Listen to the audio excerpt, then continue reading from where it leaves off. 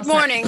This is Freddie Gillespie, Chair of the Open Space Preservation Commission. And before we start our meeting, I'm going to read the required statement from the governor. Pursuant to Governor Baker's March 12th, 2020 order suspending certain provisions of the open meeting law, General GLC 30A, Section 18, and the governor's March 15th, 2020 order imposing strict limitations on the number of people that may gather in one place. This meeting of the Southborough Open Space Preservation Commission will be conducted via remote participation to the greatest extent possible. Specific information and the general guidelines for remote participation by members of the public and or parties with a right and or requirement to attend this meeting can be found on the Town of Southborough's website at www.southboroughtown.com. For this meeting, members of the public who wish to watch or participate in the meeting may do so in the following manner by finding the meeting at www.southboroughtown.com remote meetings. No in-person attendance of members of the public will be permitted, but every effort will be made to ensure that the public can adequately assess the proceedings in real time via technological means. In the event that we are unable to do so, despite best efforts, we will post on Southborough's website an audio or video recording, transcript, or other comprehensive record of proceedings as soon as possible after the meeting. So, I've called the meeting to order, and the first thing on the agenda is to approve the minutes, and I'm going to ask that we table that until the next meeting because our members are not prepared to do that at this time. I don't think we need a vote for that. And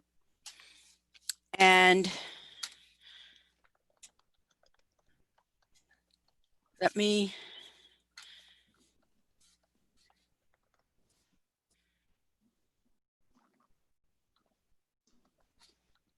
I'm going to the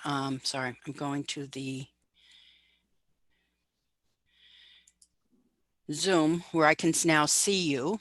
I was on the agenda before, and I'm going to try sharing the screen by sharing the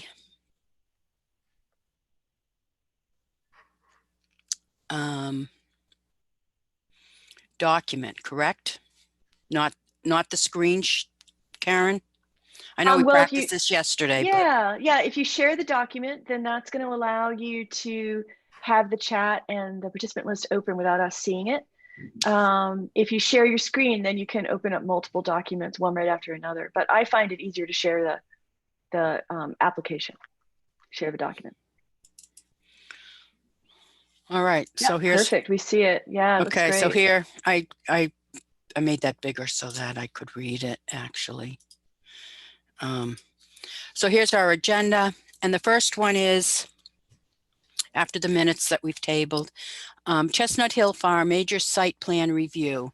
There's a barn relocation going over to Chestnut Hill Farm, and under our native pollinator, native plant initiative, we have been recommending that all landscaping requirements and permits be native species. And in this case, the trustees who own the property, they're moving a barn over to a historic barn over to the farm. And they're also putting in a septic system. They've asked for a waiver for all landscaping requirements. And the one that comes into play here the most is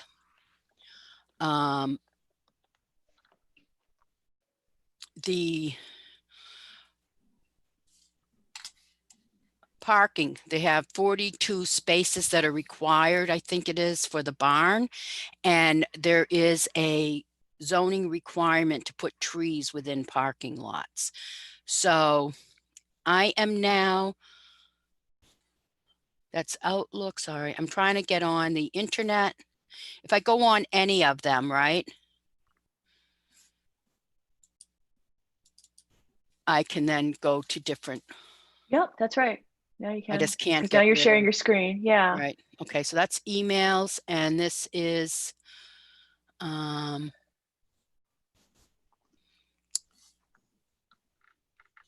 that's the CR.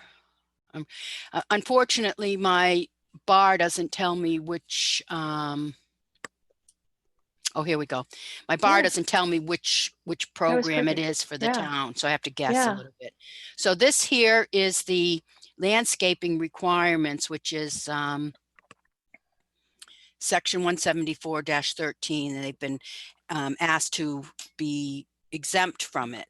But if you can Mm. see down here, depending on how many parking spaces they need, and it's not clear right now because they have some existing parking, and there's another issue where they were trying to use some of the dedicated town parking spaces for public Mhm. access, which is not allowed in the conservation restriction. Mhm. We can discuss that in a minute, but depending how many spaces they need, pretending they needed 30, there's 6 to 9 trees required. Can you see my cursor here? Yeah, I can. Yeah. So it's shade trees or ornamental trees. So if it's ornamental, they're smaller trees. So certainly we would not, I shouldn't say certainly, it's up for us to discuss. Their request for an exemption is because, you know, if you can think of Chestnut Hill Farm, it's not a typical parking space. It's wide open. You don't need to be planting trees in the middle of the parking area. That's right.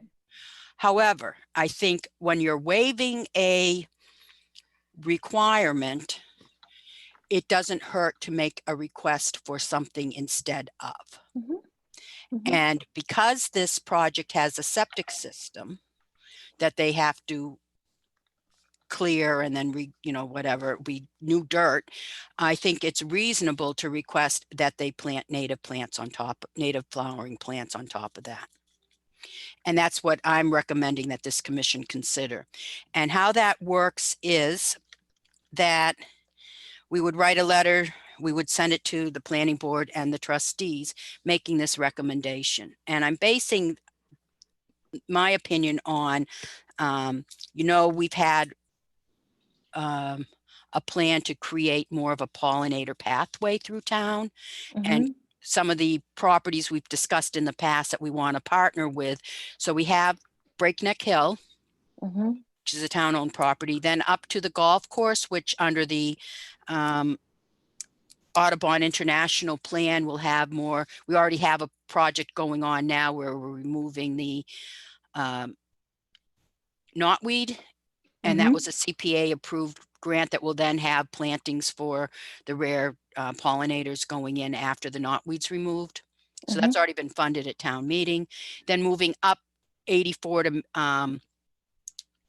85 to St. Mark's. They Mhm. have a dorm reconstruction building that has all native plants in their permitting. Now, if you move down Main Street, you have the trustees Chestnut Hill Farm, and across the street, the South Broken Land Foundation's Beals Preserve. WIT did an inventory. We're hoping to be working with the ecologist for Chestnut Hill Farm. He went over, he did it last year and he's done once this year, and he found a lack of bee diversity, like Mhm. very poor conditions for it. There's very not great plants there. So this is an opportunity to include plants that will help the pollination services for their vegetable growing. At the same time, it can create a education if they so choose, Mhm. education. You could put signage up. I mean, I just see it as a win-win. Just to, So I totally agree. I'm wondering, I had two thoughts though, since this is property that I know from being a member of the Chestnut Hill Farm CSA, is if it's on top of a septic, will the plants then be disturbed when the septic has to be pumped on an annual basis? Like, could we ask for it to them to plant native plants, but one thought I had is they have a big flower garden that they have for their CSA members where you can do cut flowers. And most of those are not natives. And that might be Yes. another place where they could plant more natives. So two separate topics. One is what they wish to do and Yeah, choose to do. This is permitting. And in right. permitting, we can't talk about what they do on their land that's not under the, you know, I see. under the, I guess Sure. we could say, I'm trying to think about this. So they have parking lots and the barn and the septic Right. going in. I And don't feel, the parking is a huge problem right now. They've had cars parking all up and down, which is illegal on Chestnut Hill because they have such a insurgence of people when they pick up their shares. So that may be also why they requested this. no, the parking is required. Sorry, they're not requesting. There's a permit I see. requirement Okay. for the size of the barn dictates how many parking spaces they I have to understand. have. Okay. All So right. this Yeah. is Yeah. all just so we can understand and it gets murky because there's wanting to collaborate with the trustees there, which is one issue, but this is a permit where they're required to do things and we're commenting on that permit. And the permit is the barn, the parking and the septic system. And certainly where they have cut flowers, they could increase the nativeness, but that's really not up to us to, in a permitting position, to tell them what to do there. That's something we can, creating relationships do, in my opinion. Sure. Okay. The septic system, I don't know. I have a septic, and when they come and pump it, the guy comes in with a hose and it's one little place. Doesn't disturb my yard in any way. So I don't see how the wildflowers will impact the septic. Do Okay. you? Well, when I get my septic pumped, there's a section of my grass that has to get dug up every time. So that's why I was just thinking, Usually about like 3 it's feet. not huge, but for them to plant So, around that. They just yeah, well, not plant over that part. yeah, you dig it up and then you put, whatever they're going to do, it will be the same 3 feet, if they plant it the Right. It's first not a time. huge area. Right. But So just I was thinking also about that. saying that any disturbed soil on the edge of the parking lot, as well as the foundation to the barn.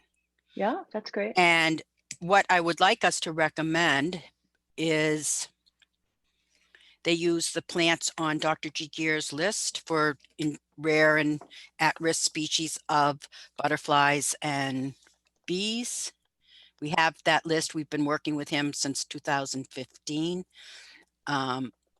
This will be a way to ensure that they're actually increasing their pollination services and helping, again, right in with their mission, helping at-risk species of bees and butterflies. I do have a That's question. great.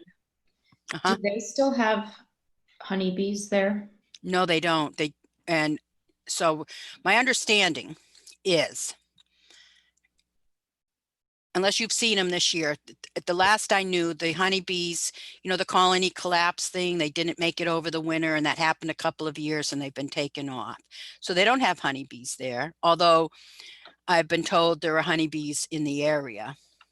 I was just thinking if there was a colony there, it might pose a problem bringing natives, and it might not be as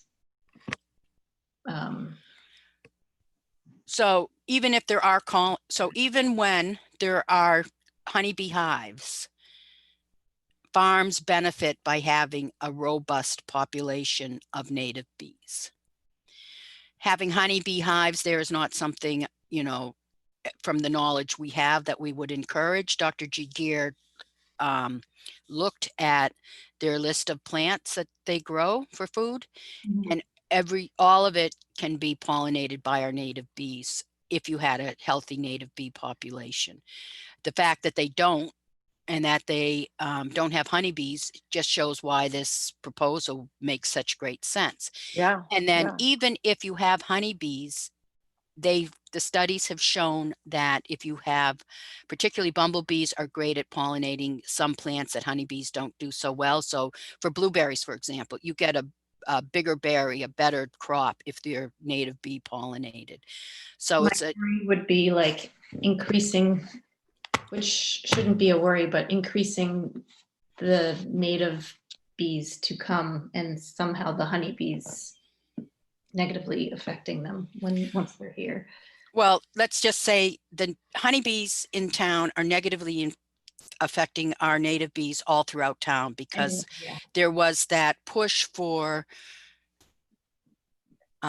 backyard beekeepers, Mhm. save the bees, say, help, and not knowing that, one, it doesn't help, it doesn't save the honeybees. The honeybee situation is a totally separate agricultural use issue, and it's not like by having a backyard beehive that you're saving honeybees. It just doesn't work that way, and they're not in danger of going extinct, and they do put pressure on our native bees, but the real harm in having more mixing native bees and honeybees is that honeybees, well, they outcompete the native bees, but currently at that farm, they're outcompeting them because there's nothing there for them to use. Yeah. And secondly, they spread disease and parasites. And Sounds like it would be great for the farm. yeah, Yeah. so I don't see why it wouldn't be. There was a concern raised. I had attended the planning board meeting and spoke as an individual suggesting we might make this recommendation when we as a commission reviewed it, but I was speaking as an individual. And somebody said that it wasn't good to plant natives on top of septic systems, but I did a little research. I'm trying to find the There's so many different types of plants. well, actually there's the septic system, not just the native plant people, but some septic system organization, what I'm talking about, that talks about building good septic systems, said they're actually very good to use, and they help the septic system function correctly. And I will send you that. Septic systems leach fields. It says, and I don't have this to show here, but it's called septictankcentral.com. And it says, can you plant wildflowers over a septic system leach field? And the answer is, it has several benefits. Besides making a drab area more beautiful, you are helpful to the leach field area. So, and it discusses why.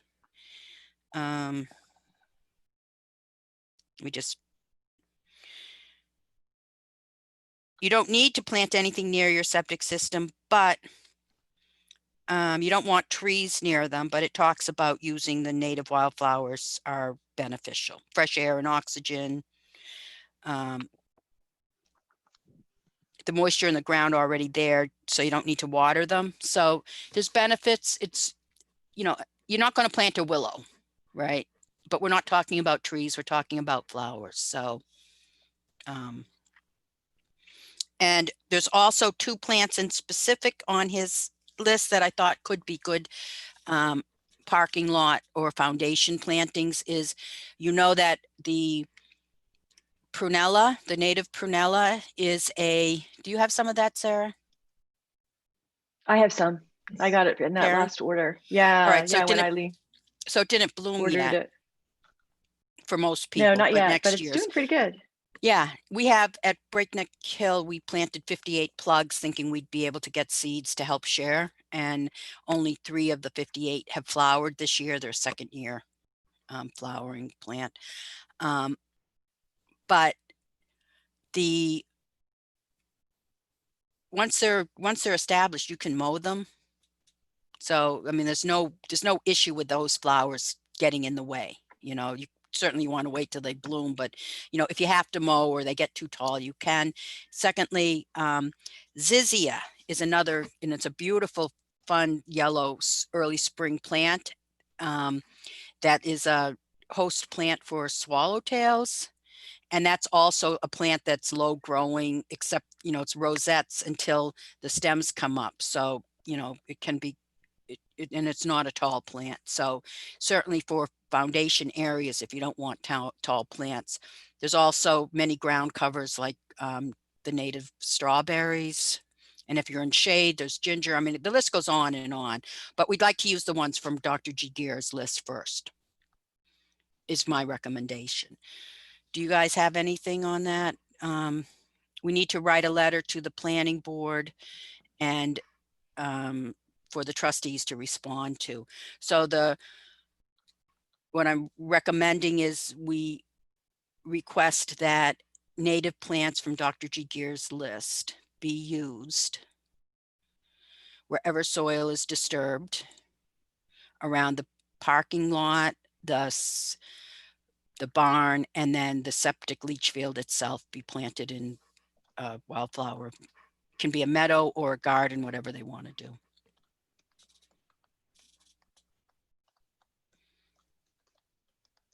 Is there opinion from my Yeah, commissioners? no, I think we're both in support of it. Yeah, I know I am, and Sarah already said so. So should we do a motion? Yeah, I think we need a motion, and the motion just is that we are recommending what I just said. That we are recommending that the permit for Chestnut Hill Farm, the major site plan for the barn relocation, requires native plants from Dr. G. Gear's list wherever the soil is disturbed around the parking lot, the barn relocation, and the entire leach field for the septic system. And somebody could say so moved, and then that would be the motion. Sure, I could say, Karen is saying so moved. Is there a second? Sarah Rossitano second that motion. All in favor? Karen Savicevich? I'm in favor. Karen Cvikovich is in favor. Sarah? Sarah Rossitano in favor. Freddie Gillespie in favor. And in that letter, it doesn't have to be part of the motion passes unanimously. In that letter, I will include what we just talked about. I'll put the link to the Wildflowers Don't Hurt septic systems and Dr. G. Gear's findings when he did the survey, and that this is part of our, working together with the trustees. Oh, and also what I should have started with is, as Karen just said, she's a member of the CSA, that we support the work of the trustees. Is there some sort of little statement we want to make? I'd like to have an official. We're not just commenting on the permit, we're supportive of their, and also saving the historic barn is a great asset to the community. The programming and CSA has been a huge benefit to the town of Southborough. So we'd start out with that. Yeah, I think so. All right, so I'll draft something. Yeah.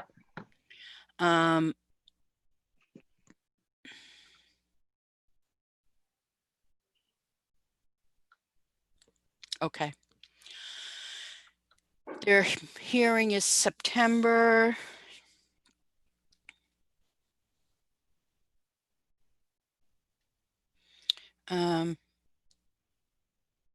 September 14th. I got an email from the town planner saying, if we have any comments, please provide them to her as soon as possible so that the applicant can respond before the continued planning board public hearing on September 14th. So we won't be having another meeting, and I believe just like other departments or like the Board of Selectmen agree to send a letter and then their staff writes it and sends it, that I can write this letter without you reviewing it, because that's an open meeting law concern. Normally, if we have time, we come back and look at it like we did with the Stony Brook. But so I'll send that out with everything we've discussed today. Okay, next agenda item.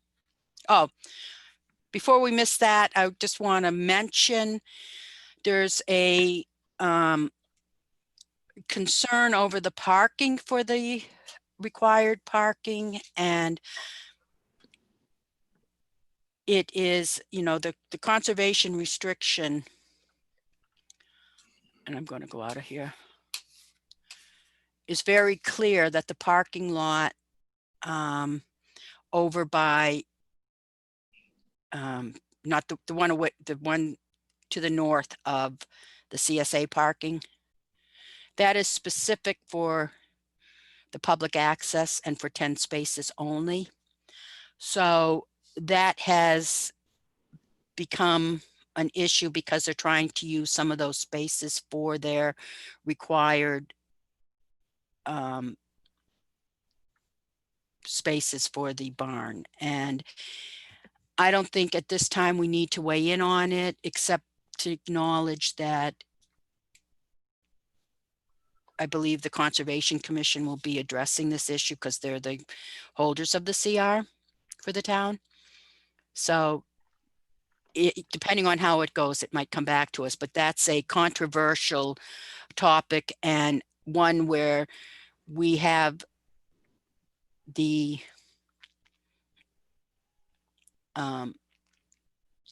it's in our purview to protect the rights of this conservation restriction that we worked hard and the townspeople paid for.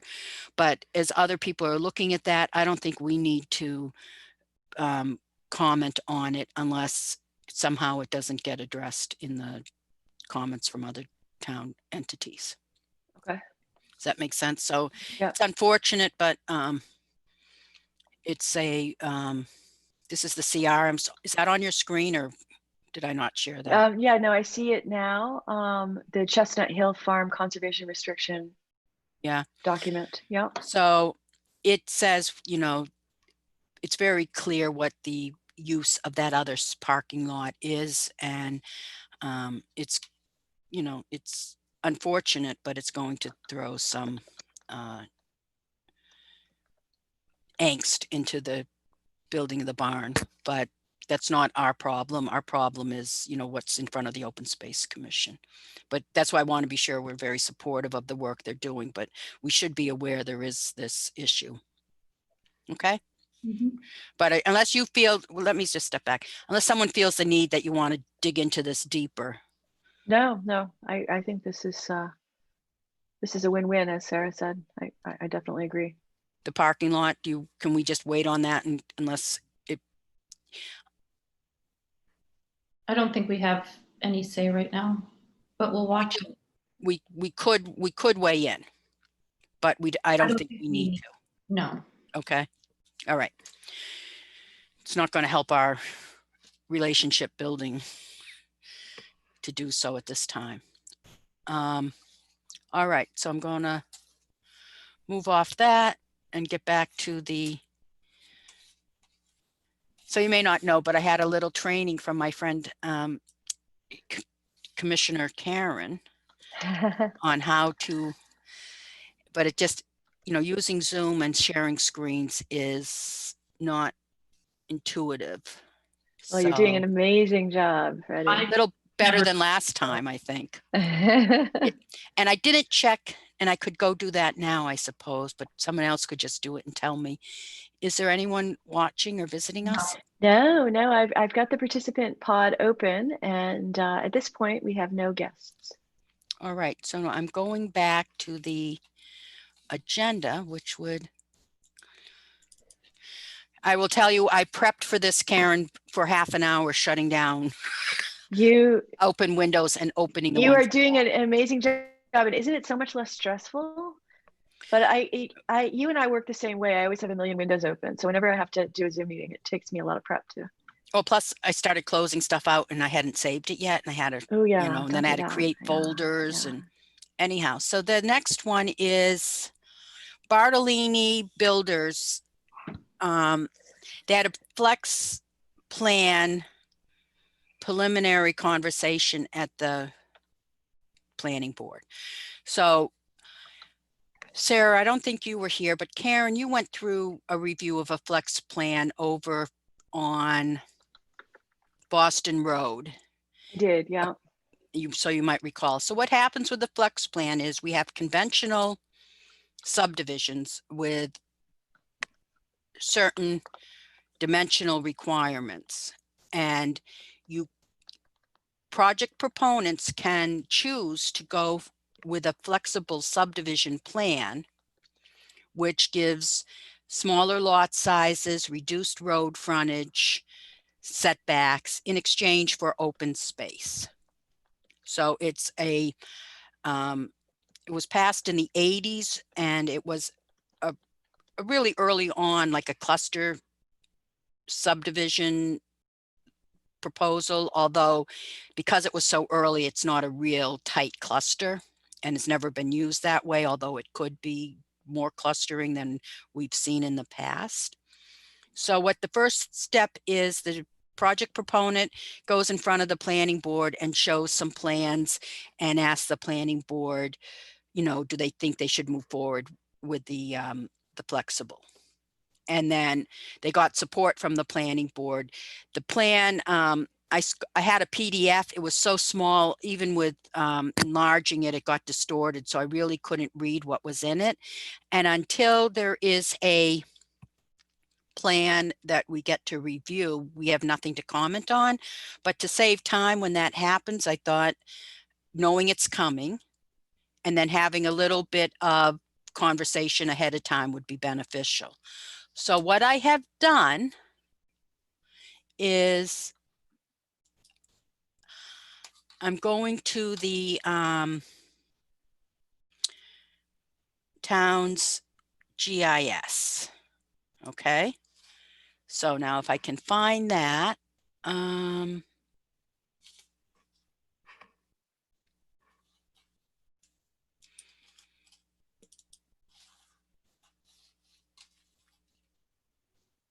I don't want this. We have a visitor, Who is visiting? Sam Stivers. Welcome, great. Sam. Welcome. Okay, I'm trying to share the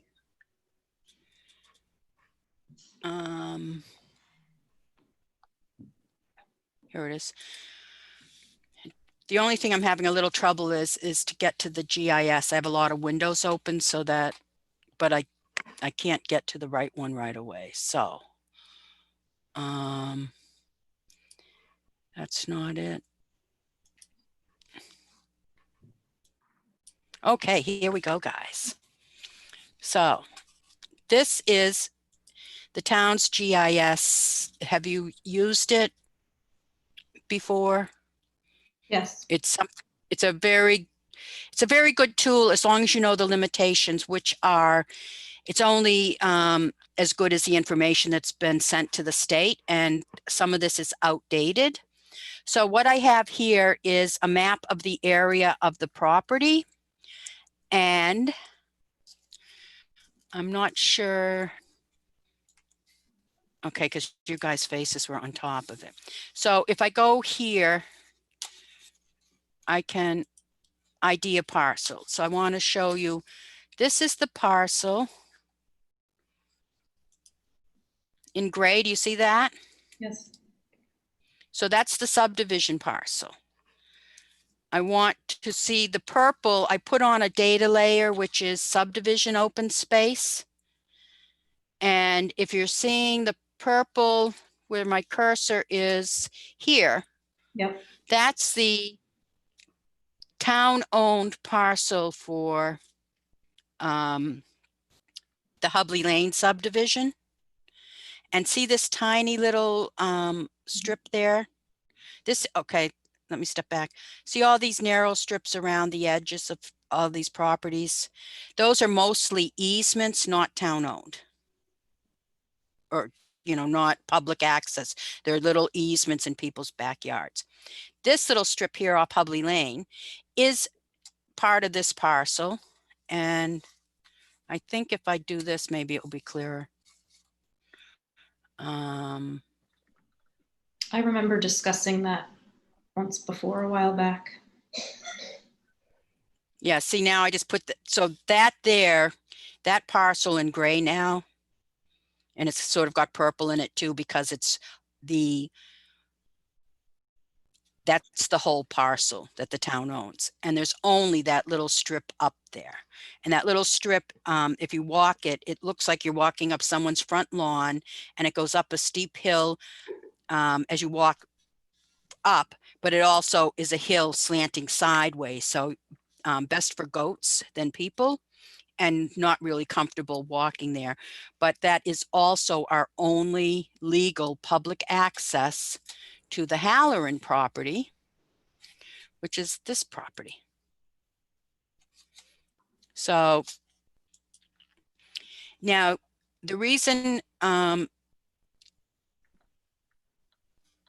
that's important to know is the question mark is, you know, when we discuss where open space should be, you know that we all know that these little layers, these little you know, the little strips, as we just even found out in our last review of the open space on some of the parcels, they don't work well. They're always encroached upon.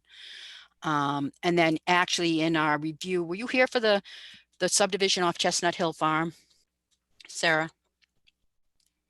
I'm not sure. Anyhow, Yeah. they offered us only and I shouldn't say they offered, they proposed the open space to be the 20-foot It's like no little touch strip. around Yeah. around wetlands. And that's already protected in the wetlands protection, and it doesn't give any added open space value. And it also doesn't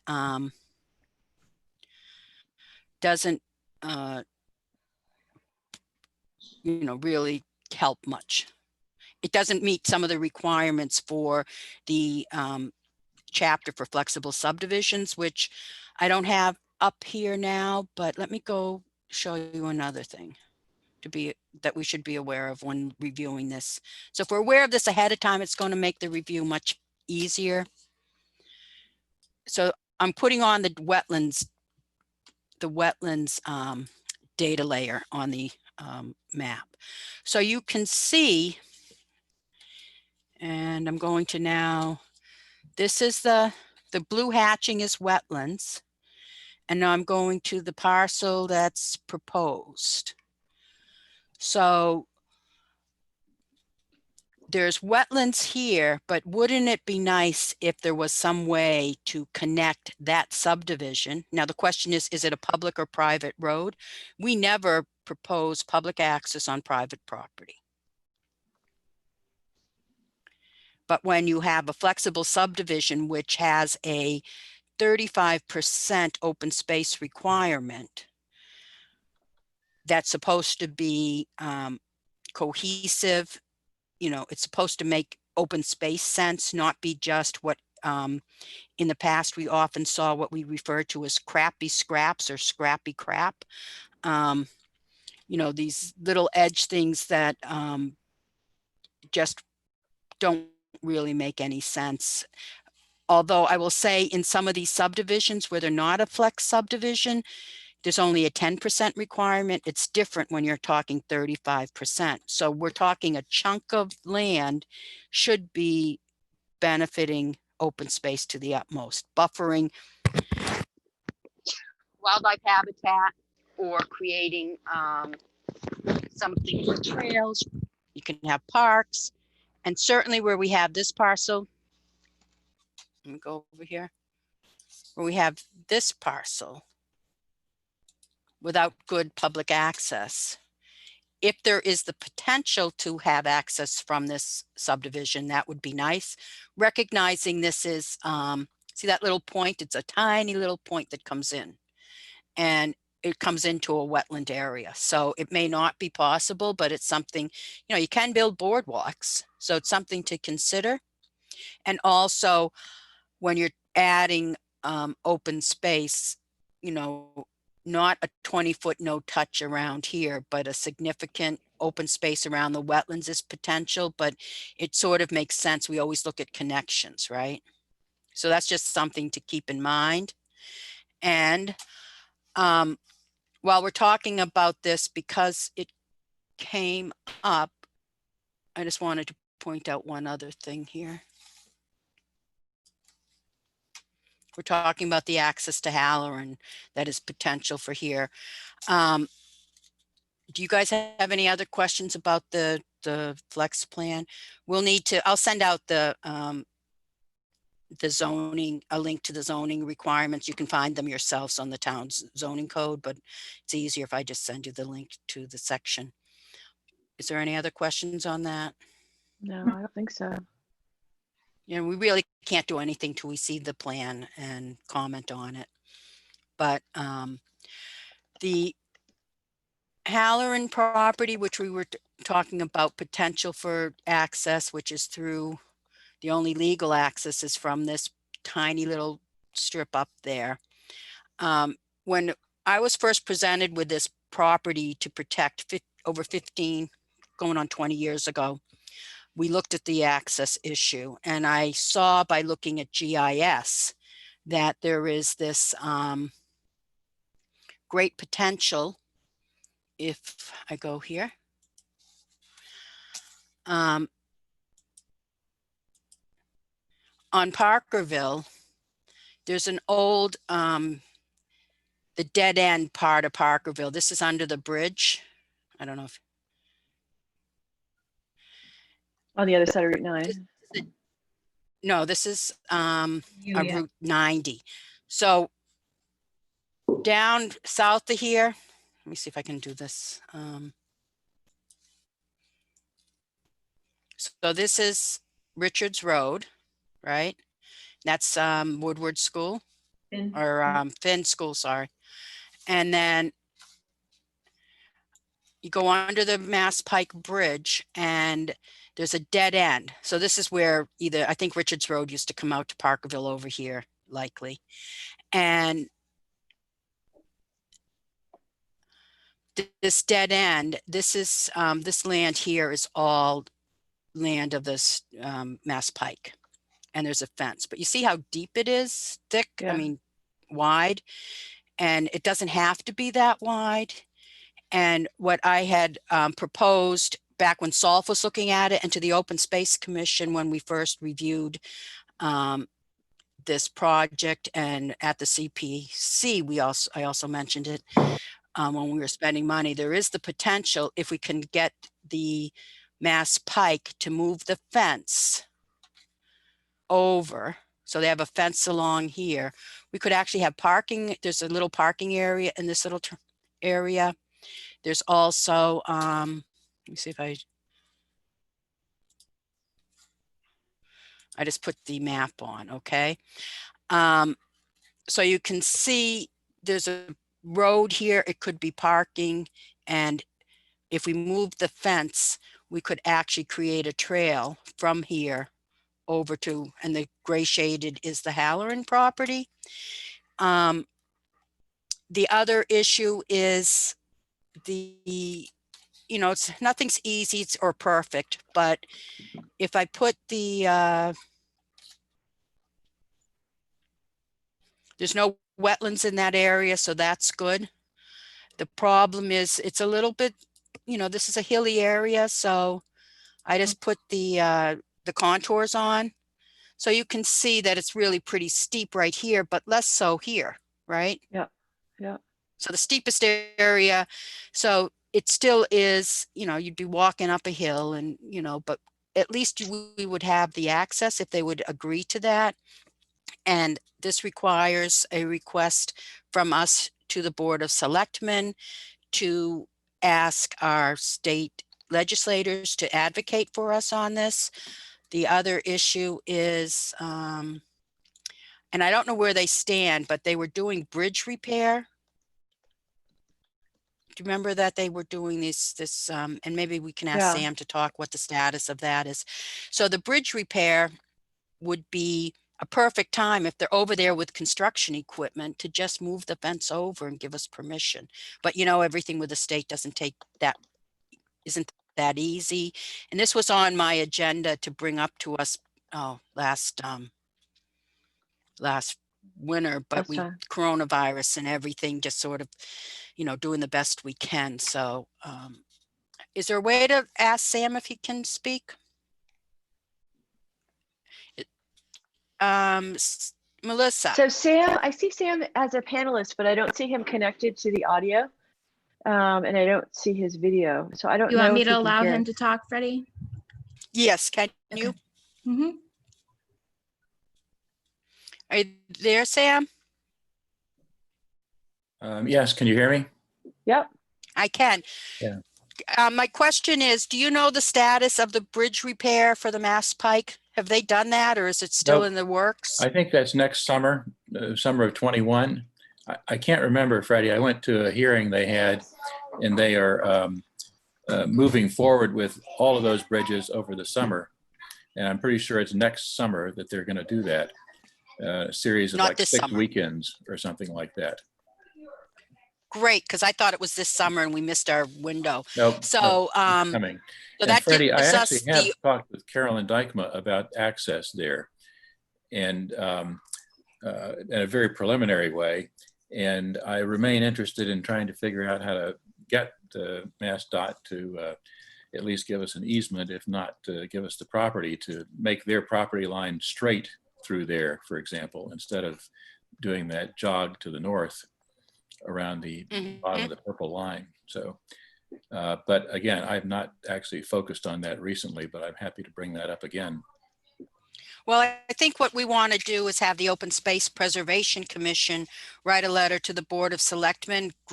Very thankful for your help on this, but when I also had, you know, I bumped into Caroline at one of the meet with your legislator at the library events, and she said it really has to come from the Board of Selectmen. There was some Yep. issue. So we'll write a letter. Want to have any input you can provide us on the DOT, if that's another avenue to go. But does this need to get on maybe get on the agenda of the Board of Selectmen to have this conversation? One of the things is, you know, as the CR has finally, I think, been approved at the state, you know, really dealing with the access is timely now. Yep. I think, And Freddie, good idea. If you guys write a letter to the Board of Selectmen, that gives me an opportunity to follow up with the board. okay, great. So Sarah and Karen, are you in agreement with this? I'm in agreement. It would be great for us to have access to that. And I like the idea of timing it around the bridge construction. Mhm. Hey, Freddie, I mean, we can do it. Yes. who owns Sam? lot 13? Who owns lot 13-23? Do you know? Well, I'll tell you, I have my trusty little GIS here, and we'll see what it says. You're continuing to do a fabulous job sharing all David? this stuff, Freddie. I've been DePietri. practicing a little bit. David DePietri. Is that a vacant lot or is there a house there? I think there's just this one house here. Doesn't look like a. Yeah, I don't know who David DePietri is. I'm sure he's related to the Capital Group guys, but Well, that I guess can we so. add in our letter to investigate the ownership of that? Because that could be Yeah, a parking area and Yeah. or a little park, a pocket parking area. what's the size of that lot again? Can you show the details for it? You know, the trouble is our GIS doesn't always give me what I I'm would trying like. to figure out if it's buildable or not. It has the frontage, certainly. I don't know if it has the square. That was lot footage. 31, is that right? 1323. 1323. 1323. I just want So- to add it for the. Here's something while you're looking at this, Sam. Yeah. Over the years, information comes and goes on what the public can see on this GIS. Yeah. And sometimes when you look at the GIS, which is an awesome tool, not just for town commissions and committees, but for the general public. Do you see here that lot 1, I can see that it's 1.02 acres, Right. but I can't see anything here and I Right. can't see anything here. So my guess is, Freddie, back on zoning the code. prior screen you had for 1323, there's a look at the property card. There was looked like a button that you it could click. doesn't connect. It's another miss. It I doesn't? shouldn't say it doesn't. Often when I try to use it, I can't get a connection. So let me go. Might try and see. 1323. And then I Click go here to to view. click to view property card. No search has been executed. So I guess Okay. I can go to do the work, but so that's oh, Okay. who knew that was there? Oh, there we go. Interesting. So I clicked on a button that didn't indicate that that's where you, Parkerville No. Realty Trust. 7 acres. How much? pardon? 0.57 acres. How many square feet is that? 20,000 or so? 22,000, 25,000 square feet. Looks like Where's this? 24, 24,829. 29. And which zoning district is this in? Does it say? I'm there? going to go, oh, no, I that can was the look- wrong, I can look sorry. at the I'm zoning trying map. to find the map again. Is this it? Nope. Here. Okay. Go to layers.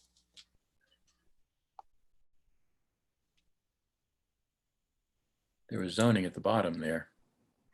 Was it? I thought Yeah, it was up scroll top. down. There was zoning. Oh, there. Thank you. So I think that's Res A.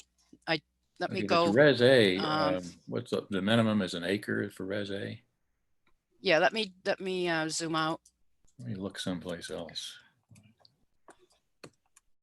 So you can see that south of Route 9 is a different color. I mean, of the Mass Pike, and I think that's the yeah. So that's Res A. This lot is Res A. Res A. So Okay, I see can't remember this off the top of my orangey, head. that's the south side of the Route 990, not Route Yeah. 990. That is Res B and some village business, as well as if you go up, you can see that around downtown is Res B. But so that's Res A, Um, according to Yep. this map. I will Yep, no, I clarify just looked that. at the quote semi-official zoning map, and it sure does look like it's Res A. Let me go look at the zoning. So that's not a buildable lot. bylaw. Surprised taxes are paid on it. Let me see here. Res C, Res B, Res A. Okay, 1 acre is 43,000, so it's not buildable. So that could be interesting then in terms of you know, what the town might be able to do as far as making a deal for it. That could certainly open up access. That plus the MassDOT land. So anyway, I think So- Betty, the right step is to, if you folks write a letter asking the selectmen to consider pursuing both the access to the 1323 parcel as well as getting at least an easement from MassDOT on that property, if not an outright grant of the property, and then work with the town, hopefully as part of the bridge reconstruction process, to realign fencing along there to provide access to the Halloran property. Yeah. Okay. That's So what we talked about it. And I again, better think- to come from you. That gives me the opening versus me raising it independently, which I did last time, and there wasn't Right. interest. So Well, the as I said, when I've been using the GIS since it first came, and it's been a real helpful tool for all of our open space use. As a matter of fact, we are the ones who got the purple data layer, which is the town-owned, town identified open space data layer in there. But another issue is that this needs to be updated. Like recent subdivisions aren't on here. If you go to the maps, the most recent map we have, GIS aerial, is 2011. I imagine like Google has way more recent. Right. So there's some roads not even shown on here. So I think that's another topic for another day, but I'm just Yep. seeing as you're a selectman, I'm alerting you to that's an issue I run into pretty constantly. All right, so I'm going to go back to our agenda. Stop share. Hey, I hope- Freddie. Yep. I actually apologize. Yep. I've got a fairly tight schedule today. I wanted to check in, but I've got another meeting at noon. Is there anything else that anybody needs from me in terms of input or answer a question at this point before I have to go? Let me just go back to my agenda and I'll take a quick look. And if I need to move something, I will.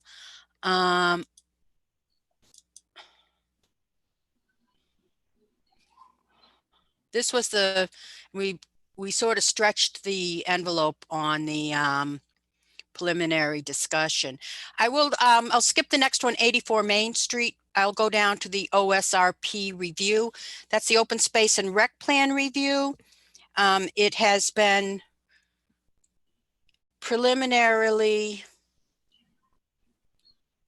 approved by the state, and it needed a few things to finalize it. And the last one was from the Board of Selectmen to support. I understand it was finally We did it. approved at the selectmen's meeting. Yeah. I did hear, I haven't watched, but I heard through the grapevine that there were concerns over the process. And I'd like to be on record as someone who was there at the table from the very beginning. The process, the Open Space Commission at the time raised concerns. The problem with the process lies with the Board of Selectmen. We reached out to them for a committee and were told no. Yeah. We reached out to them for resources to fund And Freddie, I made that performing point. it. I made that point and it was very smoothly approved. Marty Healy's concern was that the process wasn't appropriately managed. And I suggested, yeah, that's a good example of how we and others should have been on top of this more. And we ought to do a better job and learn from this going forward. And he said he agreed. So I think we're headed in the right direction. And his concern, I think, would was more process than content of the plan, actually. I would say from the prior meetings I attended, in all conversations about the process, it looked like fingers were pointed at and blame placed at the feet of the Open Space Preservation Commission and the people who worked tirelessly to see this got through to be approved. I So don't think that was that the was case never made Tuesday night. clear. Yeah. I didn't see Tuesday's nights. I just heard it was a flawed process, and I didn't hear that. And again, I apologize. I didn't see it. I just hear what was reported to me. There was no indication that it was the Board of Selectmen's oversight that was lacking and the flaw.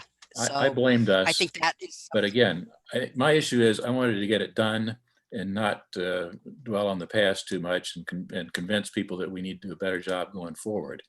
And I think that was I just want to be accomplished. clear that it's not the Open Space Commission that was flawed.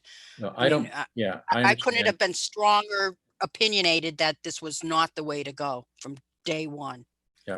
I and understand the that. work- I'm not sure if I can get everybody else to sign an affidavit. I saying don't think we need to. I don't think we need to go further on this unless my other commissioners care to. I just, at our meeting at least, and in our minutes, I want that reflected that it was due to the hard work of the Open Space Preservation Commission that this even got through the process in a way that we were not pleased about, but we did our best to help facilitate and ensure that the work got done. Even though we didn't like the way it was set up, we didn't like the lack of support we got. There was nothing about it from day one that was something we thought this is the way to do it, but we still dug in and did our best. And it is only because of our efforts of the Open Space Commission that you have an approved or a preliminarily approved plan.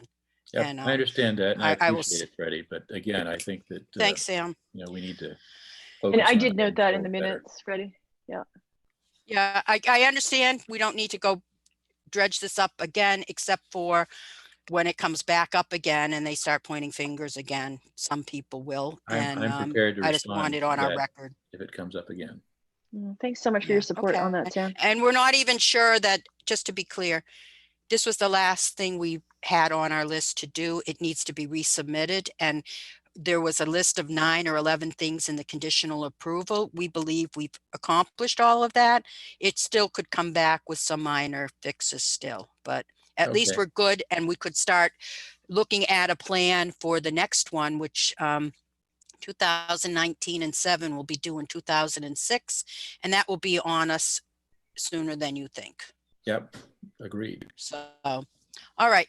So we can go back to thank you for your comments, Sam, and we can go back Thanks, to Sam. our regular scheduled programming. Regularly scheduled program, good. And I will look for the letter on the Halloran access there and follow up appropriately. Thank you. All right. Thank you, Sam. Thanks, guys. Keep up the good work.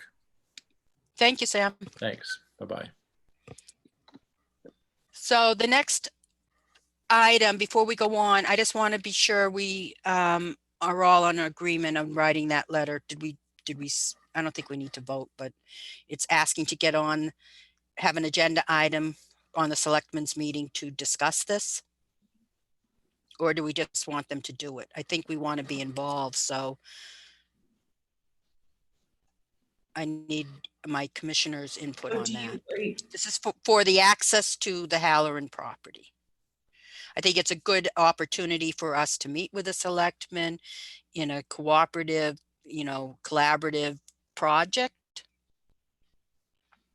So we could ask to be on their agenda to discuss this and or request them to follow through with our town DOT and our town, our state rep and senator.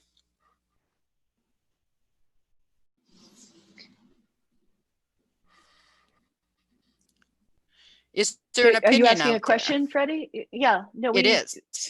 Yeah, so I did. We didn't agree that- formalize that we wanted to Yep. do that, so I just Sure. wanted. So I'm happy to formalize that. I think that for us to be able to, you're talking about writing a letter to the Board of Selectmen Yes, to the advocate question us is, do we- moving the fence to get more access to the land and coordinating that with the bridge renovation that's happening next summer. Is that what you're discussing now?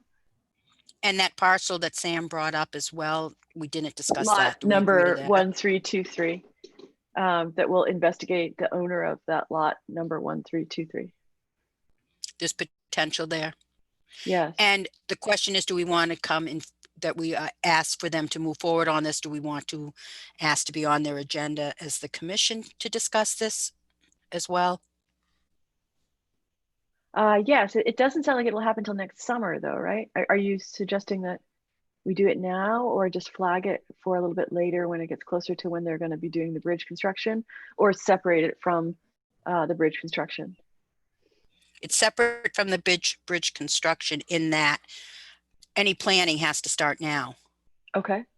To get permission to move the fence, it would require either an easement or they'd have to deed the land to the town. Yeah. There's two different options there. So can you Yeah. write that in the minutes? It's either we're requesting that the DOT provide an easement across their land or deed the land to the town's Halloran property, and to allow a trail to be built, which would require the fence to be moved, which we think could be coordinated with the construction of the bridge. We don't have to wait for that if they want to do it ahead of time. It just seemed to me a good opportunity. Start now, and then that is always, I'm sorry, that's a more enticing thing for them. So right. you start now, and that, I think there's more chance. Yeah. Great. So I just made a note. We will request the DOT will provide an easement or deed to the land and provide a trail to be built, which will require a fence to be moved, which could be coordinated with the construction of the bridge. And to investigate the parcel added, the town use of that parcel, which could provide parking and a small little park area with some native wildflowers.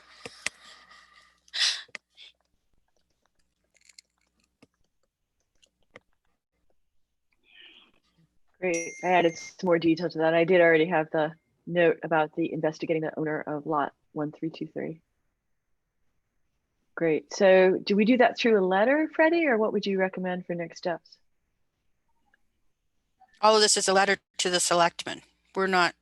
So we're asking the selectmen to investigate that as a potential parking area and park. As a potential parking area, auxiliary area to the Halloran property, right? Especially if we get deed from particularly if we get an easement from the state, right? It connects right to it. Right. And it could have, you know, the signage so people would know there was a park there Mhm, and the mhm. parking. It's one of the issues townwide with our trail system is that unless you live adjacent to it, given our terrible sidewalk connectivity with the reservoir and the Mass Pike and Route 9, 495, you can't get there from here for most people Well, and walking this is safely. one of the areas that's outlined for priority around the open space and green initiatives in the master plan is more connectivity of open space. So this is in line with that. And as much as we, you know, when we talk about green spaces, it's not about driving to. Well, in Southborough, you have to, and you're cutting off a large portion of your population from using these areas if there's not adequate parking. And we Right. found that out, as you said, with Chestnut Hill Farm. I'm not talking about building huge parking lots, but just having, you know, parking available so that the townspeople can use these places. Yes. Yes.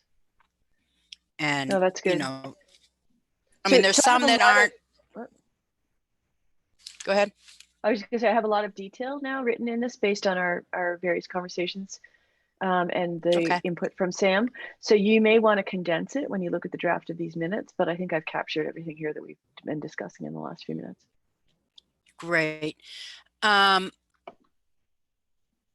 I'm not sure, knowing that's not till next summer, writing that letter to the selectmen is not a high priority right now because we have these 3 other projects. So we're going back. So again, the Chestnut Hill Farm site plan, you know, that's first priority to get something to the town planner. The preliminary discussion for Bartolini Builders, that was just our, you know, just sort of a quick overview Yeah. of the landscape, and then how it connects to the Halloran property potential. And now on to the Conservation Commission review of 84 Main Street. So I don't know if you've been aware, but 84 Main Street has it's a Burnett house. It has a preservation restriction on it. And I was really shocked to see the vegetation removed down to the reservoir and all that stone riprap put in, especially after that's DCR land, and they have told all their neighbors they can't mow. So it just didn't resonate. I've done a little investigation that because they removed the invasives, they said they had permission from DCR and they have some old deeded rights to that land to shore up the frontage to the water. And that's what that rock supposedly is. Can you hold on 1 second? I will be with you when I'm out of this meeting at 1. Talk to you later. Sorry, I might have to mute myself if this keeps up. The issue is, and this isn't just to this project, but I've seen it in other projects where people use invasive removal as an excuse to do construction and other types of activities in wetlands that would not be allowed otherwise. It's happened on some subdivisions. So it's just something for us to be aware of. As someone who's worked on invasive removal for years, I never had to dig up a whole side of a stream to get rid of the invasives. Just saying. Yeah. It was a technique they used, but they're in violation of the permit they received from the Conservation Commission, and they're in front of them. They're supposed to be there tonight, I think, but I guess they're not ready. Is that correct, Melissa? Yep, that's right. They're going to continue to the next meeting at the very least. So at the next meeting beforehand, there will be new plans or diagrams, and we can review them. What is true is that the area above the allowed rock replacement, which they my understanding is that there's more, they put more rock in than they were allowed to. And the difference between what they were allowed to put the rock in and some buffer zone to the reservoir is required to be planted in native wildflowers. And at the last Conservation Commission meeting, I heard they wish to not use wildflowers and put in non-native plants as part of their landscaping plan. And that's not something our commission would agree to based on all of our past recommendations for landscaping required in permitting. So when we get that review, we'll look at that then, but this is just a heads up, it's coming. I wasn't sure if it was going to be on the agenda tonight or not.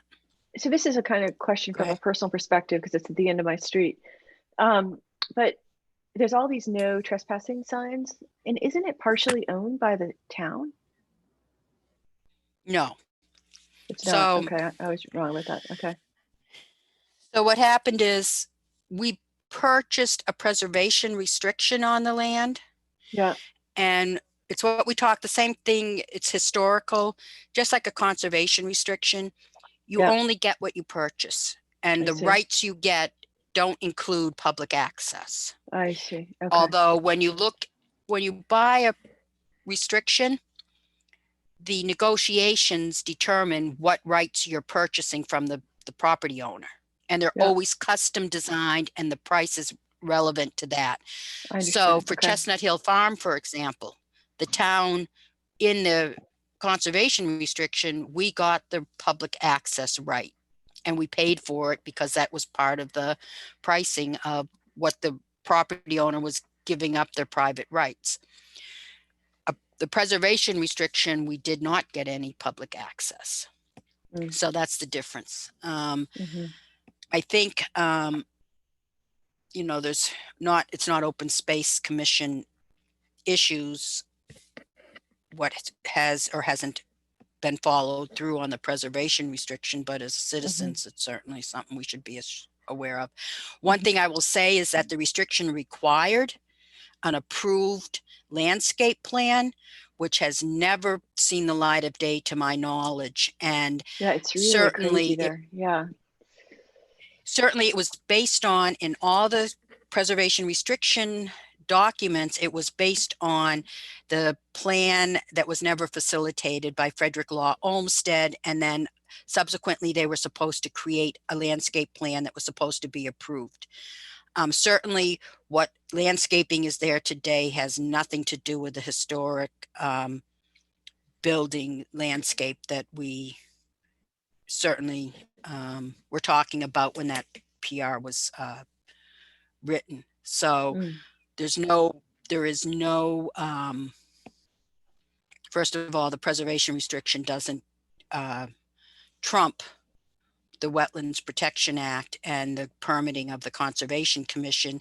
And second of all, one of the first things we put in the preservation restriction was that they had to comply with all the Wetlands Protection Act. Sort of like saying you have to stop at stop signs, but we felt it was important enough to put that in. And the fact that the current landscaping is in violation of that and the Conservation Commission's permit, I think is concerning. I know, you know, it's a controversial topic, but we're the Open Space Commission looking at open space issues. Some people love the design of that property today, and that's not our issue. But the landscaping, you know, and wildlife habitat benefits of, you know, one of the things that the native plants do will help filter the chemicals that are going to be coming off that highly traditional landscape that gardens and grasslands, I'm sure, are going to be heavily fertilized and pesticides. And, It's all you know, rose gardens right now. Yeah. you know, which are a heavy, non-native roses are heavy chemical use. And all of that is washing into the reservoir. And at least with the wildflower, you know, buffer, it will help. Although now I'm thinking about it. going to be poisoning the butterflies and bees that land there from the overflow from the rose stuff, I'm sure. Anyhow, you can't fix everything in one project, but okay. So the next item is, unless anyone else has anything else on 84 Main, Nope. we'll just come back. We already discussed the OSRP review because Sam was Yep. here. Yep. The Stonebrook subdivision open space requirements. This is the one that just goes on forever. We did go in front of the planning board with we wrote our recommendations after our last meeting on all the permitting, and basically it was that we made recommendations for the planning board to follow up on the decision items, except for the requirement for the Open Space Commission to do a site walk to determine where the Winterberry went. And at a future date, Capital Group, this wasn't the planning board's meeting for that. Capital Group will be going to the planning board to discuss finalizing the release of the bond for the open space. I think we should write a letter to them specific about the, which was our purview only, the Winterberry placement, and that we had decided that it would be based on the walk with Lucas Engineering for the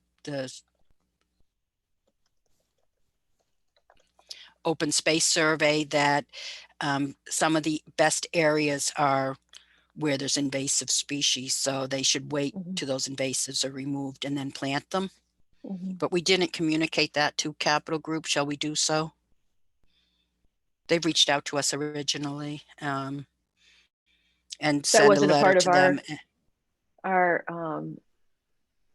That wasn't a part of our discussion last time. Is that right? I remember we talked about the location of the Winterberries. I just don't remember if we.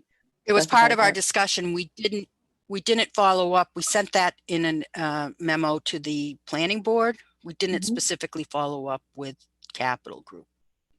And I think Capital as a Group. courtesy, we should. And that's Yeah, if you just feel as- that we should do that. Yeah. just give them we've met, we've discussed it, we've just so they're not out of the loop. Right. And the planning Okay. board wouldn't contact Capital Group about that. We should be doing it directly. Is that right? Because I know there was some discussion around how much do we communicate with them directly versus how much do we communicate through the planning board? Not exactly. So Okay. we can always communicate with a project proponent. The discussion was how much of the decisions was on our plate for us to Right. follow up on, and we decided it's for the planning board, and we were making recommendations that certain things should be looked at. However, in the decision, it specifically called out for the Open Space Commission to walk the site with Capital Group to Which we did determine do, where those. correct? Yeah. Well, I walked with Lucas Engineering. Okay. So I think following up with what we decided would be respectful. Okay, sure. And it's already what we wrote to the planning board, and I'm sure they're aware of it. It just, it's just tying up that loose end. Okay. Yep. Yep.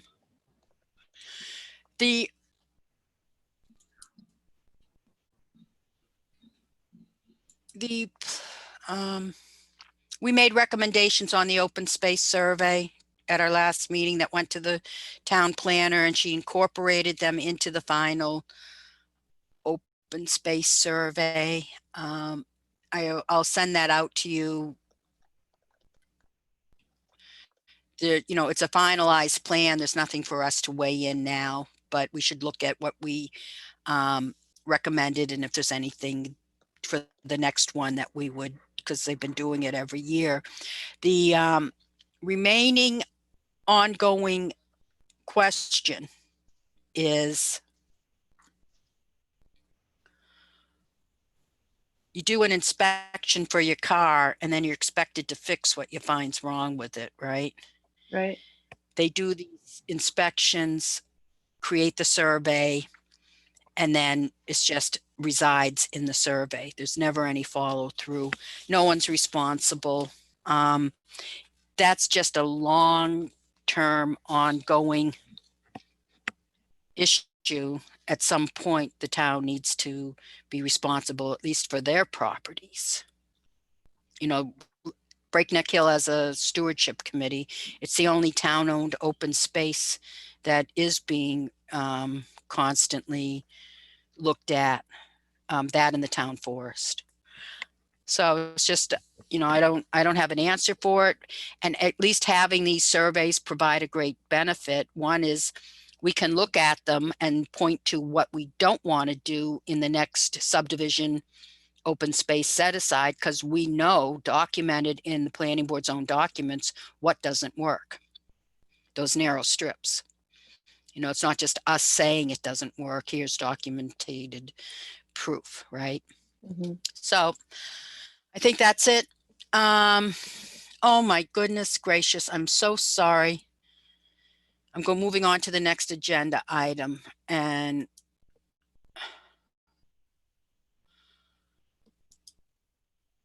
it's been on our agenda for so long. That's what my comment there was. The wildlife habitat certifications. Sarah, can you talk about where we stand right now, even though we haven't rolled it out? And just in case anyone's watching this to understand, we had our big rollout planned for what was it called? Earth Day. Earth Day. Yeah, it was like Planet Palooza, something like that, a week-long celebration of the 50th anniversary of Earth Day, which we're still in that year. So we thought we might do something in the fall. At the time, we expected we'd be wide open, that this coronavirus situation would be, you know, a little bit less still tightened up. But we didn't roll it out in a big way, and we still want to do that. We were talking about having a not a Planet Palooza, but what was the name of it? Earth Day Palooza? Something like that. We had a catchy name. And we had events planned, and all of it was canceled, including our rollout. We can still, it was on our agenda to do in the fall, and we still can do it in the fall in a safe social distancing webinar type way. We can discuss that. But for right now, I think Sarah has some good news. I'm trying to bring it up, but it's hard when I'm, Yeah. okay, let's see. Points. We have, While you're looking, I'll just say, so people understand, to get this certification, you get points in different Okay. areas. And we've been accumulating points, even though we haven't done the big rollout, because we've been working on it, and Sarah's been doing a great job. So go ahead, what's the points? we have 37 habitats signed up. We have 17 private homes and 20 common areas in town. And there's not a list of where these are. No. I'm assuming the 20 common areas, the Southborough Open Land Foundation is a partner with us. I mean, where else are there common Great areas news. that And signed they up? did talk that they were going to do that, so. Yep. So So we that- should reach out to them. It says my certification points, 77 out of 150. So we're 51% complete. Not exactly sure what certification that's. So that's the backyard certification, Sarah. Okay. The common areas, Oh, they because get 3 points each. Yep. So that's 60 points. And then 17 private homes have signed up. So that's 77 Mhm. points. We need 100 and the points for the habitat certification is based on population. And we needed 150 points. So we're So do we over have- So way there. So we had 77 points for the private homes, and then how many points for the 20 private areas?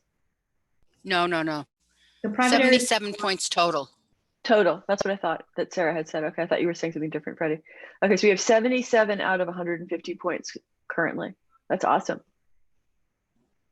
Yes, so we only have 17 homes, but the common areas take up a huge chunk of it. And we haven't rolled it out, so what if we can get it out to the public more, I could see us, getting very close. I would think so. Also, because people are, I mean, they're home now, of course, because of COVID. So a lot of people are doing work on their yards, and this is, So yeah, I bet we could get also more. went on and started submitting for the events that we've done, and different ways that we can earn points. So for registration, we're 15 out of 40 points. Community outreach points were 20 out of 50. Education, 25 out of 40, 62%. And then there's administration where we don't have any, which is, I have to look into that. So the different categories are based on, one, you need a certain amount of yards and landscapes certified as habitat. Then you need the outreach, education, and administration, and then registration. So what's that? They're more like all of our events at the library counted since we, Yep. not all of them, since we registered. Certainly coronavirus has put a damper on it. We had programs scheduled, and I think we want to start looking at scheduling programs again. And that's actually, we have one coming up that we can take credit for. I'll talk about that in a bit, but And I went by what I have in my notes and for all of the projects and the dates. And I'm sure there's more that I could put in. But I just wanted to get something in there and see that we're starting to get points. And I think we could roll it out and we need to start getting the homes, private homes, people registering. so It would be a great thing for them to do during this time. And because everybody's working outside, and basically they'd probably realize that they're already eligible to be certified with what they have. I think so. So we have a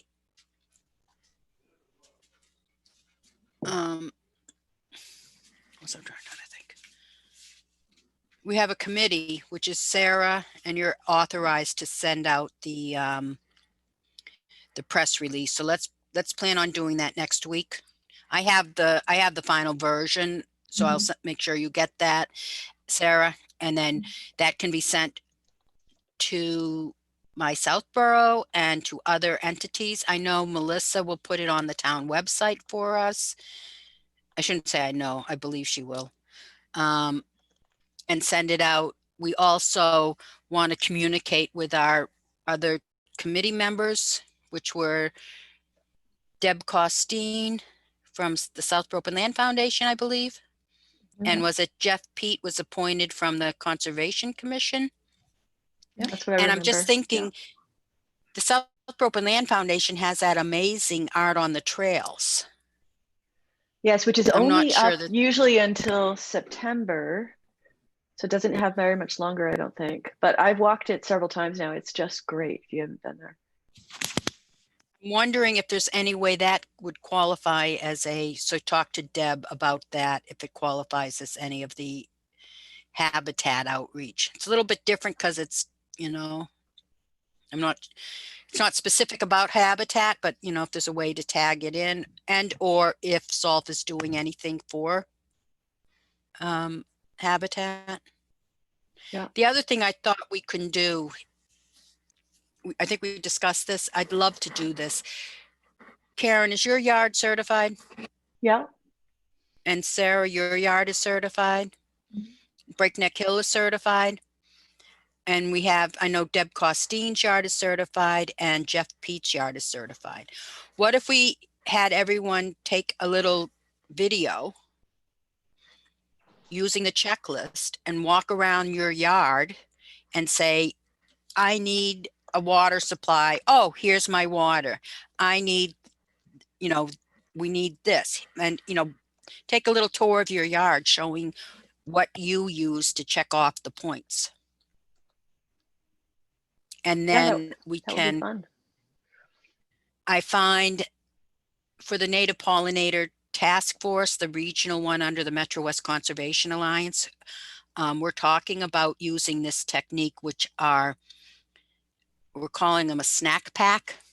People, especially in this time of Zoom meeting after Zoom meeting after Zoom meeting, they don't want to sit down and watch a presentation for an hour and a half or an hour, but a little 5-minute, 10-minute video just really hits the spot. A little snack. So we could have our own wildlife habitat snack pack, And create with little videos. all the social media, we have our Facebook. We have a lot of ways to get it out and for people to share it too. So, Mhm. I think it would So do be- we want to start working on that idea? I think it's a good idea. I can play around with it and see if I'm able to edit it into something short and sweet. And if I can, and if people want to, if they can take videos and I am successful in editing it, I can do that for them too and post them. If you So, take one of your yard, Sarah, that could be a kind of example, and That's then an I'm happy to try to follow your example and do a similar kind of one. so the go to the Native Plant Gardens of Southborough Facebook group. A woman, Liz, from our Rotary Club has created two, I think it's called Vimo videos that she did, Vimeo, I think. whatever, I don't know what it is, but she, Yeah. our weeding workshop, she made little videos. I don't know how much time went into that. And, you know, I've also seen someone do a little video. They used pictures.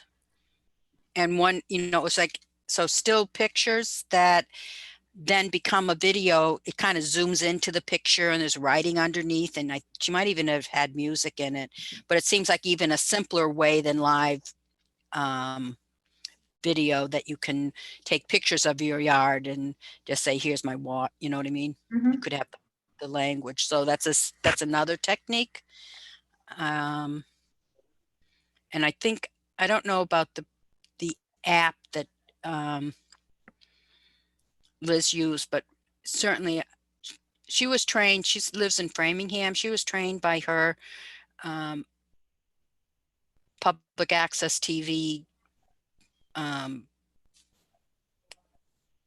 professionals. And I don't know if we have anything like that from our Southborough Access Media. I think we need a teenager to show us how to use TikTok. They make videos, and I don't have it, but I wouldn't use that, but there are You may not be able to soon. I know there are lots of apps out there. That even Instagram just started one that does clips.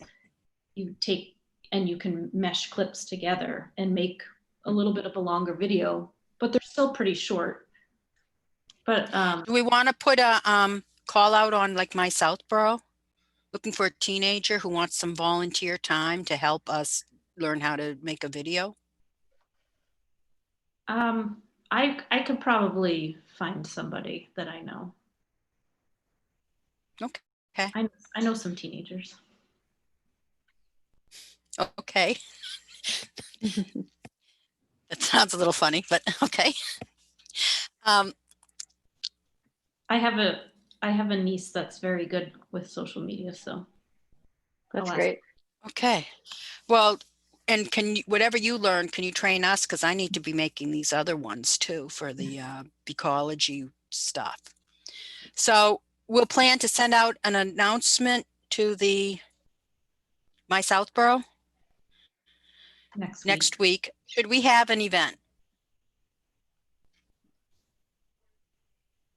What would it be? Webinar, Zoom, anything? Or are we just telling people go here, look online and do it? Stay tuned for more information. I think we should just get this done and out, and then we can plan an event. Okay. Are we in Yeah, I agreement agree. that we should have some kind of event? Eventually, I think. We were going to do a rollout to the senior center. We were actually on, we had two programs aside from the Earth Day. We had a set time in the library and the, they have a media room that we were going to be able to put up, not media room, but across from the children's library, that meeting room, the wall space was available. And then they were actually starting these half-hour lunch period public sessions where different groups could come in and give a presentation. We were signed up for that, and we were signed up to present to the Dull Men's Club, and we were signed up to present at the senior center, and then coronavirus. So like, how do we replace that sort of outreach? I'm not sure, but I think connecting with all of those groups, because they're still active doing stuff, just maybe in a Zoom meeting or, so we can look into that after we get the rollout out there announcement. Yeah. Okay. So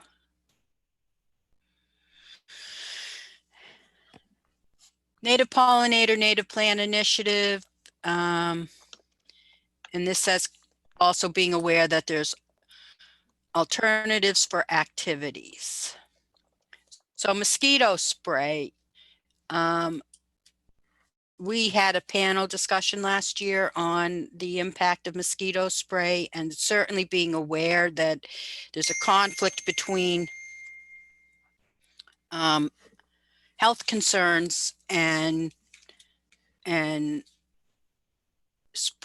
overspraying concerns. And the governor had come up with a proposal, and it was based on, I think, the sort of techniques used for the state of emergency for coronavirus, to treat the EEE as in the same way that the state could just come in and spray wherever they wanted, whenever, no notice. Towns had no impact, individuals had no impact. And that got a lot of feedback from our Conservation Commission, for one, wrote a letter not supporting that. Mass Audubon has been a big group not supporting it. So that legislation got drastically changed, and part of the legislation created a panel. They're saying that the current mosquito control programs across the state haven't been revisited or looked at since they were first put in I think it was like the 30s or something. So they have a committee that's being set up to look at it over 2 years and make recommendations. So that has representatives from river groups and Mass Audubon, and the beekeepers have a seat at the table. Unfortunately, there's no statewide organization for native pollinators, native bees. So they don't have a seat on the table. So it's just something we want to pay attention to when they come up with recommendations. We're not actively involved in it, but certainly in the role as your representative to the Metro West Conservation Alliance, I will stay informed on any regional activities or comments we need to make, because, there was this mistaken PR that when you spray for mosquitoes at night, the bees are in their hives, so you're not harming bees. Well, the problem is that's honeybees, not our native bees, which sleep outside. They're not in the male bees are all outside.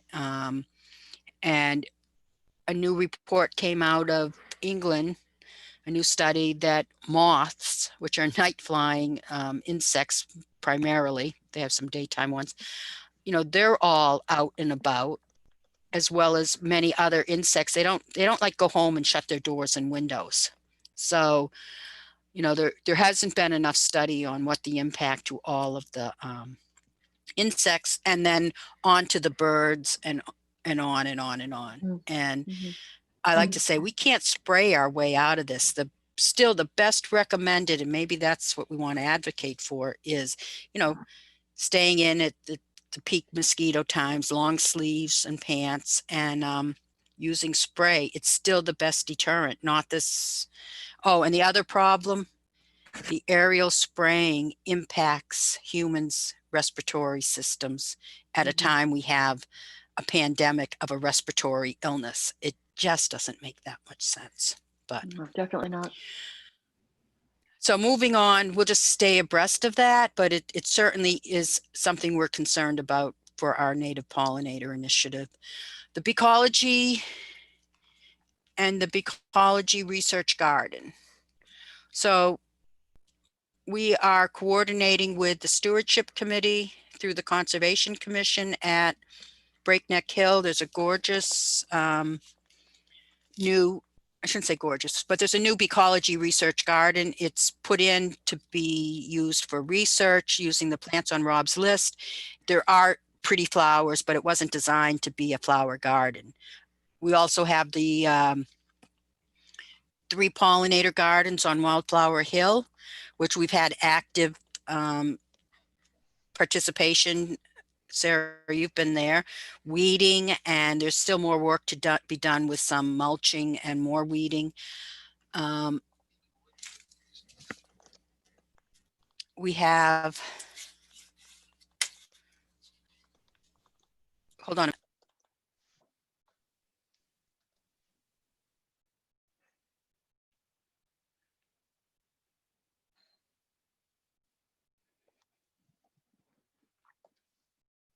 Sorry. The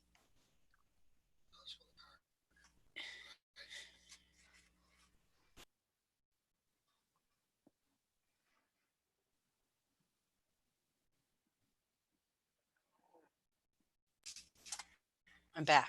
Okay. Sorry.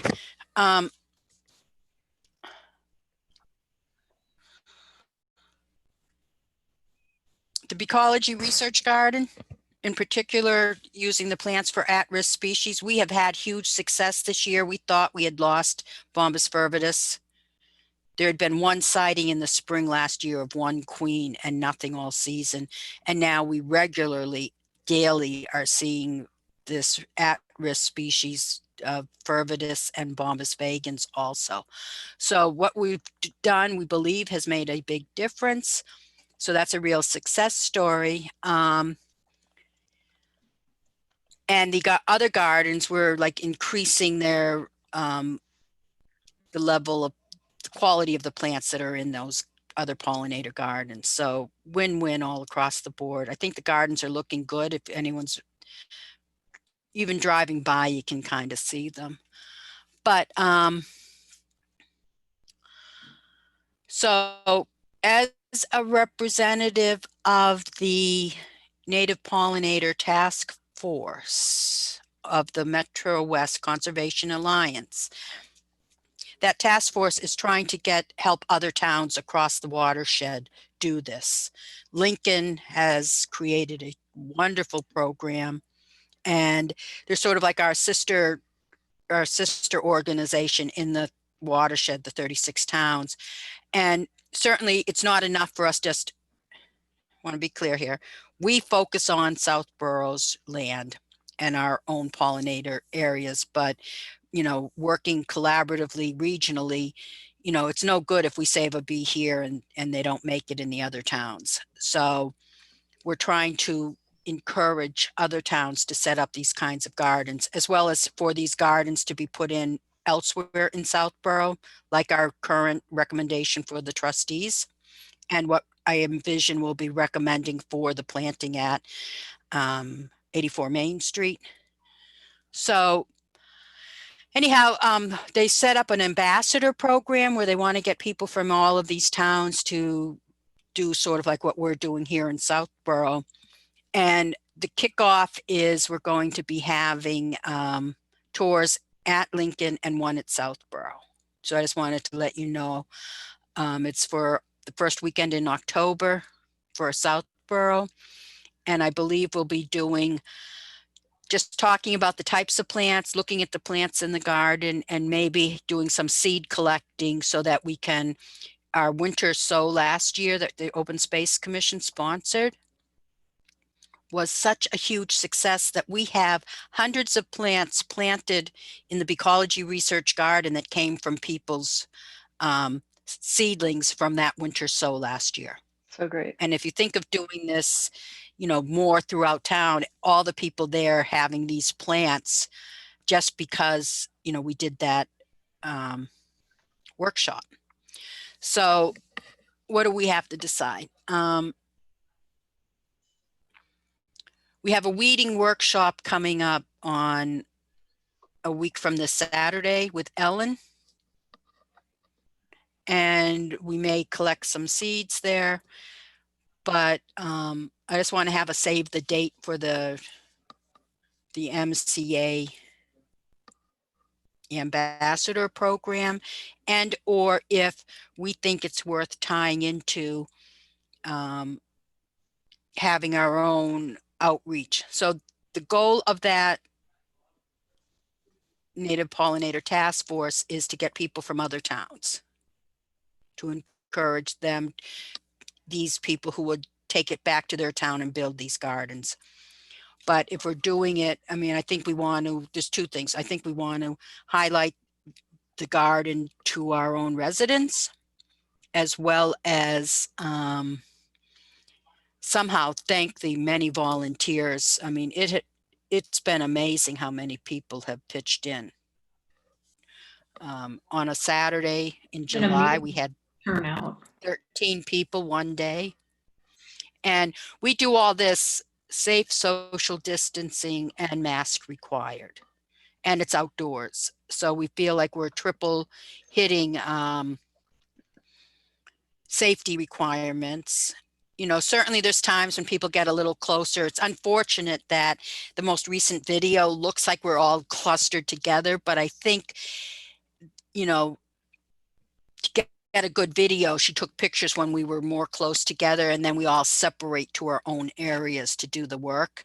Sometimes we will look at a plant and then go off, and but we do, anytime people are working close together, I personally will say, oh, why don't you work over here? You know, like get a little, because it's just human nature. We get, you know, we tend to get close, but we've been really good at that. And at all times there's masks on, and we're also outside. And I think, you know, maybe that coronavirus has helped our volunteer efforts, because people are just craving something to do and to be around other people. So, you know, we want to think about having some sort of a grand opening for this garden at some point, when, because it's not 100%, it will never be done, but it's looking really good. We've had a lot of support. When I say, you know, this is the stewardship committee working, you know, the Open Space Commission brought the Beecology to the town and works with Rob on that. The stewardship committee, and then support from the Conservation Commission as well. And then all the volunteers. It's really been a really collaborative effort. So we also talked about, the next item was a garden tour at the research garden. Like, how many people, if we wanted to do that, can we invite people as a grand opening, and setting it up so that, you know, we don't have too many people at once, so there can be safe social distancing. I'm on a church reopening subcommittee working with, you know, somebody who's in the medical field. So we get a lot of the top information and what she constantly tells us for coronavirus. It's three things. It's space, time, and distance. Space meaning, are you indoors or outdoors? You know, what the ventilation is like. So outdoors is one of the safest places you can be. Time is, you don't want to be around somebody more than 15 minutes. Like if you're in the same area as somebody else, like so a short conversation or like a jogger running by. So time is one thing. And then the other is distance, keeping separated. So, you know, if you're thinking about, you know, working or being in the same area, as long as you're not close to someone, if you're, you know, more than 6 feet apart, you're good. If you're, you know, outside, you're good. If you're wearing mask, that's good. And then trying to keep like, so like, just take our weeding workshops. Like if somebody's weeding and they're close to someone, they've got the mask on and they're outdoors, but they're not talking to each other for longer than, you know, 15 minutes. So I think keeping that in mind, we can plan something. And we certainly have to abide by the no more than however many people, but I don't envision us getting 30 people. We I can don't do know. an open house format. So there's a longer time frame that people can like, just so not everybody at once, and then also only let a certain amount of people in at a time. We could do that. We could also think about having timed. Just gets more complicated. But I just think, what if all our volunteers showed up at once? That's about 30 people, maybe. Well, that's why I was like, if it They was, wouldn't all show up at once. Yeah. I don't know, a 4-hour and time frame, and then like if they're there, I mean, parking would be an issue too, but if they're there and there's however many people in the garden, they just kind of have to come back or wait, I guess. I don't know. It's tough. And do we want to do a town opening or a special thing for the volunteers? Or both? I don't know. Just thinking I'm- about it, I think if Yeah, we I think just it's great for us to do verbally some kind of, recognize them. yeah. It's not I a think it's great. presentation, but maybe if we just, sorry, Karen, go ahead. I was just gonna say, I think it would be great to do something to thank them, and also just because you guys have done so much work on the garden, it's just difficult to know the best way to facilitate that these days. In terms of the number of people and the contact. That's why I'm hesitating. I'm not hesitating because I don't think we should do it. I What just don't if know we, how to for do it. right now, just think, what if we just think about having a open garden and say in the announcement, thank all the volunteers and invite them, but not have us, you know, it's not like going to be a ceremony for them. Maybe we could have little bee pins they could wear to identify as and all of this, that's just more work and I can't do it, but it's a cute idea. If somebody wanted to run with it, one of the volunteers, they could make a little, I don't know. Also, we could have a thing where we take people on a walk away from the garden. A walk away from the garden. If there's too many people at the garden, you know, we could go visit one of the other gardens. It's not like we don't have a lot of pollinator gardens. I mean, one way of doing it maybe would just be to make an announcement, and maybe we could even link it to the, you know, announcements around the certifications that Sarah's going to do, just to let people know more about the garden and let them know that they're welcome to check it out, and maybe Yeah, name some of the key volunteers. Except for, we don't want people going in that garden. It's not a public okay. garden. You know, it's not like the other pollinator Yeah. gardens you go by. We're kind of, Right. you know, it's more Could we just It's take public pictures land. of it and like recognize the volunteers and take some pictures as a part of our publicity around other things that we're doing? That sounds good. We can, all of everything, and I have pictures dating back to when it was first an idea in the end of May to the first shovel in the ground. Make a I mean, it was the end of slideshow. April. Mid-May was the first shovel in the ground. And if you see what it's like today, it's like, oh my goodness. The only problem with it right now is, you know, because stuff hasn't filled in, it looks like to me, I see a big garden of mulch because everything's been wood chip mulch. And we have big pathways because, you know, and eventually we want the mulch to deteriorate. And then we would start putting in living ground cover mulch, but you got to get the plants established before you can start doing that. So I think September's a good time after. I mean, I know it's the end of the summer, and I also am well aware that school has been a real stress level for parents and teachers and the community. So when does school start, Sarah? Or not start? When do you see your school anxiety diminishing? Somewhere around the 14th.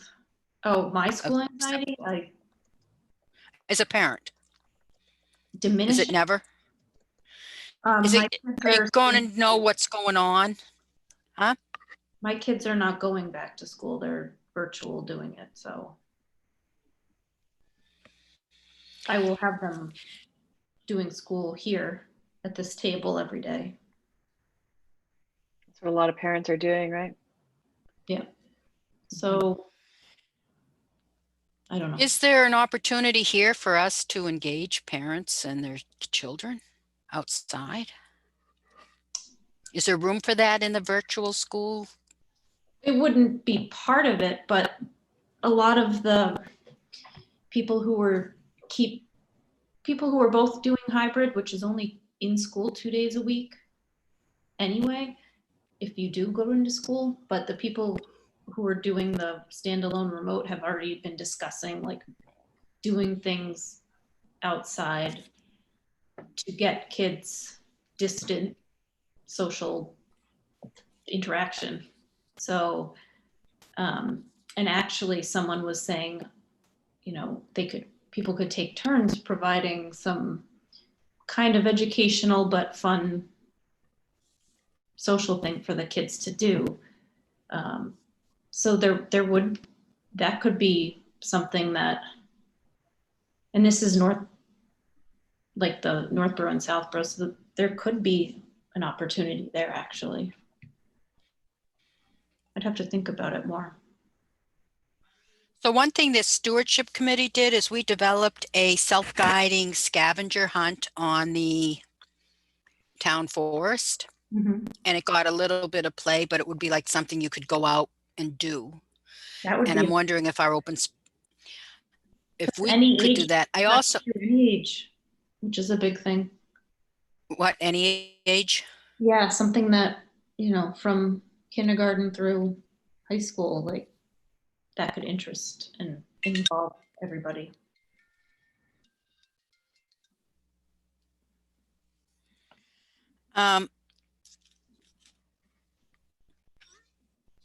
So there's Beecology.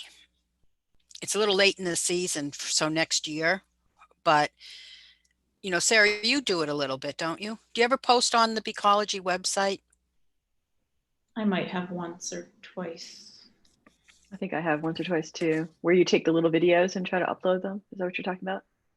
Yeah, and there's a new version out. It's supposed to be easier. I think that could be something we could promote. You take a video of the bee on a flower and then you upload it and you try to identify it. And the great news is even if you don't identify it correctly, they check it and it's part of the citizen science documentation. We don't really do it for Breakneck Hill because that's a separate we take videos, but we don't put it into Beecology, the citizen science, because Breakneck Hill is part of a research site. But I'm wondering how, like if this continues on, how do we use that? The bees are still in play for another few months anyhow. Is there value to trying to get that out there now? It reminds Going me of out? how some families go geocaching, which is like Yeah, geocaching, calling it geocaching, bee caching, geocaching, like Beecology caching. where there's I know my kids' friends do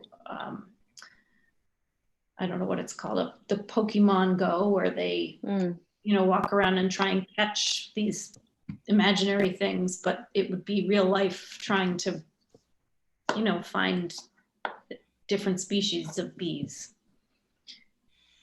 Have to find a way to make it fun. Actually a really cool way to market it, because It it's would something that they already know about, that they think is cool. definitely have to be parent involved as far as how to use the website, and except for maybe high schoolers could do it, but Well, you certainly could go for a walk and take the videos, right? And then the parent could, with the child, upload it and say, because it's these funny diagrams. Does this portion of the bee look mostly yellow or mostly black? And you pick one, and then it goes to the next screen. And how about the thorax? Does it have a dot? Does it have a bar? Is it all yellow? And then how about the head? And then you click it and it goes, there's no such bee. That happens to me. But no, if you're good, it says, this is Bombus fervidus, and you get to click that, and it shows a picture, and if it looks like your picture, and then it goes on to the flower, and then it talks about whether the bee was collecting nectar or if the bee was collecting pollen, because there's different bee behavior between the two. One is they're sticking their tongue in the flower, and the other one is they're sort of dancing on top of the flower, getting the pollen. If it resonated with anyone as something to do, and maybe we talk to the school committee or a science teacher. I think the school committee can't take on anything else at this moment. Yeah, I don't think so. Yeah, Just trying to knowing not make anyone's from my head sister being a explode. teacher, her head is exploding. But I don't know, because I don't how have do you be kids now. helpful? But I would think if we could find something that's like an extra activity that is sort of self-guided, that parents might be interested in doing that, just to keep their kids busy and expand their learning in a way that they wouldn't be expanded otherwise. I think just posting on the Sobo page, Yeah. people are looking for things to do, and putting something like that out there. I mean, even if I have a few times, but I think maybe we need to put a little video together. I mean, if these videos get easy to make, maybe we say, Sarah, you go out with your sons, and you take a video of them taking the picture. And then you could take a video of being on the computer, identifying it, and, but most of it be going, huh? I'm gonna find a new career of making snack packs. Yeah, that's right. Yeah. TikTok girl. Did you call it a Snapchat? I said snack pack. Yeah, snack packs. Yeah, I've got, now that we came up with the idea and you see them, they're like, yeah, I think it's the way to go. Yeah, and you can put text on there. Yeah, and also this would count towards the certification. Mm-hmm. This kind of programming. Yeah. So no reason not to double dip. I remember hearing early on that, when we were really locked down, like parents saying, well, I went outside and then I came back in because unfortunately, we're so disconnected from nature. People have no idea what to do. And it's like they went outside in their backyard and got bored and went back in. And wasn't just parents. I didn't mean to imply that, but that's why we came up with the scavenger hunt. But we have no idea if anyone did it. I got some likes on it. Melissa, you sent it out, right? It's on the town's website still, right? For which document? Sorry, I just had to step away for a sec. How dare you? No, I'm the working. scavenger hunt. That's Yeah, I still on know. the stewardship committee's website. Yes. So we could even post that again, looking for something to do. But we're talking about getting involved in the Beecology research program, the citizen science with kids, and putting that out there. So we let's get one thing done at a time. Scheduling wise, we'll do the announcement for the rolling out the wildlife habitat. Mhm. The Beecology garden after September 1st. Does that sound good? Mhm. It's the end of, I can't believe it's already the end of August. I'm thinking it's summer still somehow. So after our next meeting, we can think about how we want to roll that out, okay? Sounds And good. then what else do we have? Rolling out Beecology as an activity can be part of the Beecology garden tour, as well as an outreach to parents with one of our snack pack videos. But we want to do the snack pack videos of home gardens. That's our number 2 on our list, Karen, if you're doing a minute list for us. Mhm. So number 1 is the press release to my Southborough. Number 2 will be start working on a couple of these. Maybe we have a contest where people, where would they post them? Oh, on the Facebook page, Sarah. Create your own video. How's that? If you want. Show us your yard, show us your certification, Good idea. Send a picture in, like our Winged Wednesday and Flower Friday on the other group, Yeah. Facebook group. I think you know about that group. It's not an open space commission group, but we could do something like that. Certification, there's no day that begins with C. Anyhow, we'll think of something and just ask people to send them in if they want. Get your certification, but here people like to showcase what they've accomplished, right? Show your yard and your flowers. And it could be something as simple as like, one day a picture of like a water source. And Yeah, I don't want to get into Water Wednesday and no, but yeah, not habitat, everything, we can like, as a way have a focus. to focus on one part of it, and then I don't know.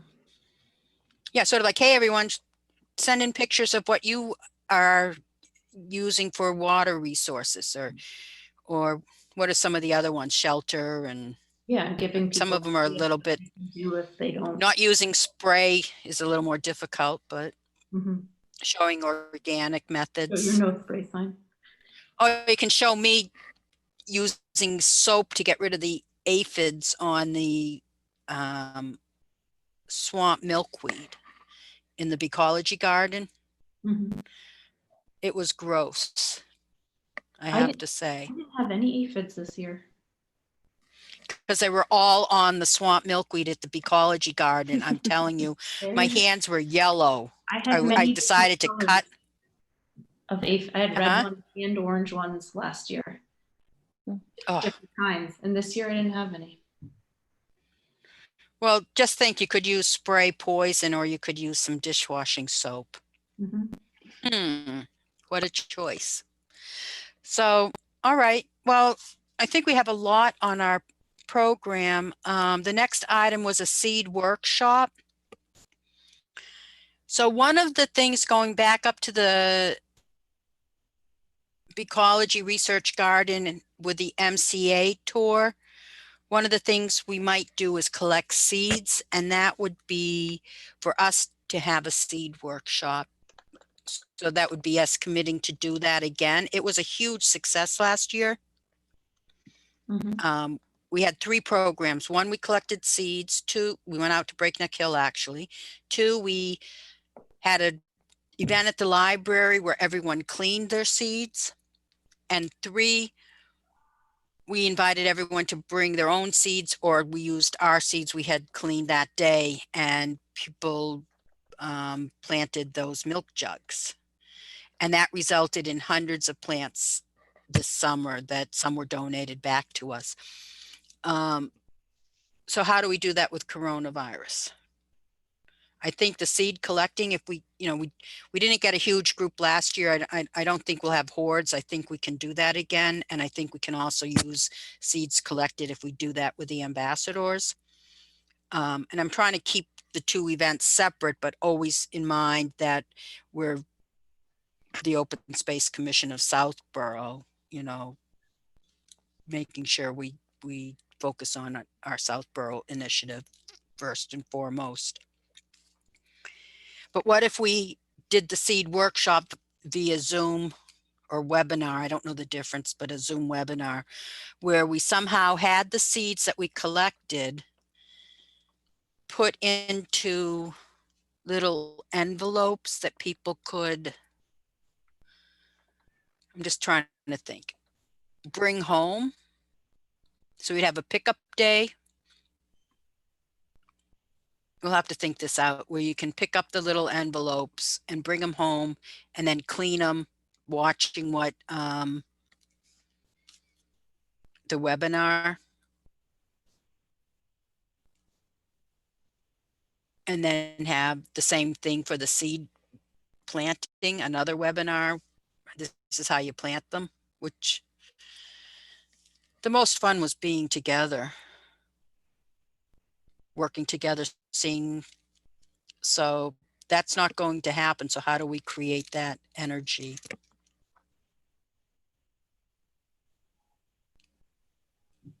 Yeah, it's a very hands-on teaching. And we did It have a couple of was. speakers when we did it. So the speakers could do it from their house as long as, they have cameras that could show how they're doing it. And then people could try to emulate that at their own houses, but it would be complicated. It'd be hard.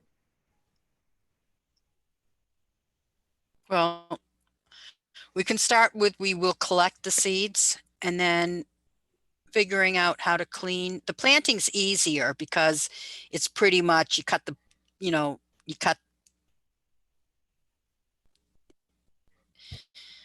the top off this way. Here are the tools, you put the dirt in, you plant, different seeds, though, different lengths. That's what was helpful about being there. You could ask questions. I think we can manage it, though. I think the only thing I can think of for seed cleaning would be to have a Zoom call, and people can, if they have, do it at the same time and have questions. Someone can show how to do certain ones, but if someone has a question, but it would have to be like limited to an hour probably, and I don't know. Well, you could We do could it. start out. You could do it Go as ahead. 90 minutes. Webinars are, I think you can go up to 90 minutes to 2 hours, but you could I'm just ask people thinking to how long bring people would to, wanna sit there doing it. yeah, you'd Virtually. have to have people bring to the webinar soil, a milk jug, and some seeds. Or maybe you could have a pickup spot where people could pick up seeds if they have seeds that are already cleaned. And then you could have somebody demonstrate how to plant the seeds in the milk crate, and they could do it. That I think would work. It's the seed cleaning, because I remember Yeah, that's the workshop how hard it was, and right. everyone wanted Ellen to Wow. come over and show them. Yeah. How about this? How about if we do the seed cleaning, we focus on like 3 different plants. Say, Yeah, and then they techniques. could or write it. 3 different techniques, and we do a Zoom meeting, right? And you have what I've done to Zoom webinars is everyone's not visible. It's the speaker, right? And they're the big screen. How do they do that? Is it just from their laptop? Anyhow, Well, there's they a don't video actually of the do it. speaker. Yeah, each person has a choice to have a speaker view or have everybody on their screen. So they just have to choose speaker view, and that way the person doing the presenting is big on the screen. Well, it's kind of like this. No, the where- ones I've been to, everyone's hidden. Well, You that's don't like know who's there. that's like this where we are the speakers, and then there's participants and the having attendees, so they can't talk and you can't see them. So we'd be a panelist, or the person would be a panelist, and then the attendee. Attendees And would then be attendees. at the end of these webinars I go to, at the end, they open it up to the people. Right, and everybody you can ask do raise questions. hand. Yeah. So the point would be to make it like too crazy if everyone has 200 different plants, but for the presentation, we could have Ellen pick, say 3 different types of plants, seeds. And maybe that's determined by what we collect at the seed collection. And then we make those seeds available via some sort of pickup day. Thinking about making that safe. There's some of the outdoor clubs have, like the Appalachian Mountain Club, they talk about safety precautions for outdoor activities. I mean, I'm even thinking, could we put big tables outside on a nice day, and like the big white tables, the folding tables.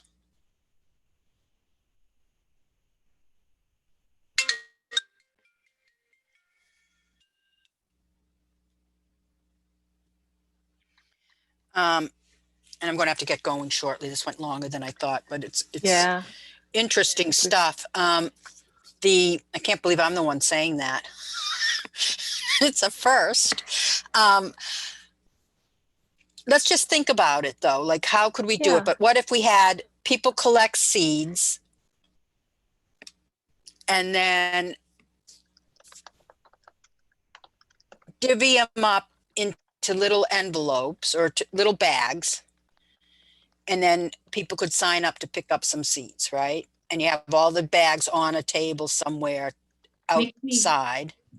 Reminds me of the library and how they have the tables. Yeah, they have the tables now for curbside pickup, which I think is so fantastic. So we could do a curbside pickup somewhere. I don't know where, Yeah. but Curbside pickup of seeds. yep. Yeah. Then you have your seeds, and only the seeds that are part of that pickup will we go over, right? Yep. And then we will have Ellen say, okay, here's how you clean this seed. Here are the tools you need. And we can put that out there ahead of time. These are the tools to have ready. Yeah. And some people might not even do it at the same time, but as you're working along, you can ask questions after that section, and then we'll go to the next plant. Like, here's the craziest thing. We did one for the Heritage Day for the Native Plant Gardens of Southborough. We had a bunch of milkweed seeds, and we were putting them in little packets, and we were cleaning them. And somebody who was I think we did it at Jenny Pete's home, and one of her friends was there. She goes, oh, you just dump them in a brown paper bag with a bunch of change and shake. I won't tell you how many years I had been pulling the fluff off those seeds to get the So seeds. funny. People You just have, put them in, and it was like all of a sudden you open the bag up, the fluff you throw away, and at the bottom you have seeds and change, right? And the change is Funny. easy enough to pick out from the seeds. It was like such a huge time saver. And I mean, I never would have thought of that. so cool. And I think some other, so like, yeah, that doesn't take any time but it's also the storage. That's a big part of it. Keeping different seeds need to be stored different times and planted at different conditions, right? So some people won't come back for the seed sowing workshop. They'll just go do it themselves. So, maybe it's even a one-time event. And we could show the video from last year. Hmm. We could edit it to cut out the stuff up front. So it's just Well, and I took a bunch of pictures last year too that I think I've already sent you that we posted on the Facebook page. of the, so there were two different ones. No, I took You- pictures of the seed cleaning and then of the winter sow and sent them in, and we posted them on the Facebook group. Okay. I just remember of the seed cleaning workshop. At the end, they just had everyone's hands and the music. It was just the most fun part of the video. Do you recall that? Yeah, it was He's- really good. Yeah. They zoomed in on everyone's hands working away and they had music, and it was, not really maybe educational on how to do it, but it was, I don't know. Well, it showed a sense of I remember community. Yeah. that one in particular, I think, like, we had to clean up to go home, but everyone was so busy. It was like an old fashioned sewing bee, although we had men there too. So, Mm. And the great news That's is we cool. got a lot of those seeds back as plants at Breakneck Hill today. So this is a huge win. All right. So the other problem is last year, because of scheduling at the library, we did our workshops way later in the season than we should have. So using webinar, we don't have that constraint of space. All right. So then the other thing is programs. We just know we're doing the weeding workshop next weekend. And we'll put out some PR on that. Caterpillar Lab, I still just wish we could have done a Caterpillar tour with not Jeff, what's his name? Sam Jaffe. Maybe it's something for next year though. All right.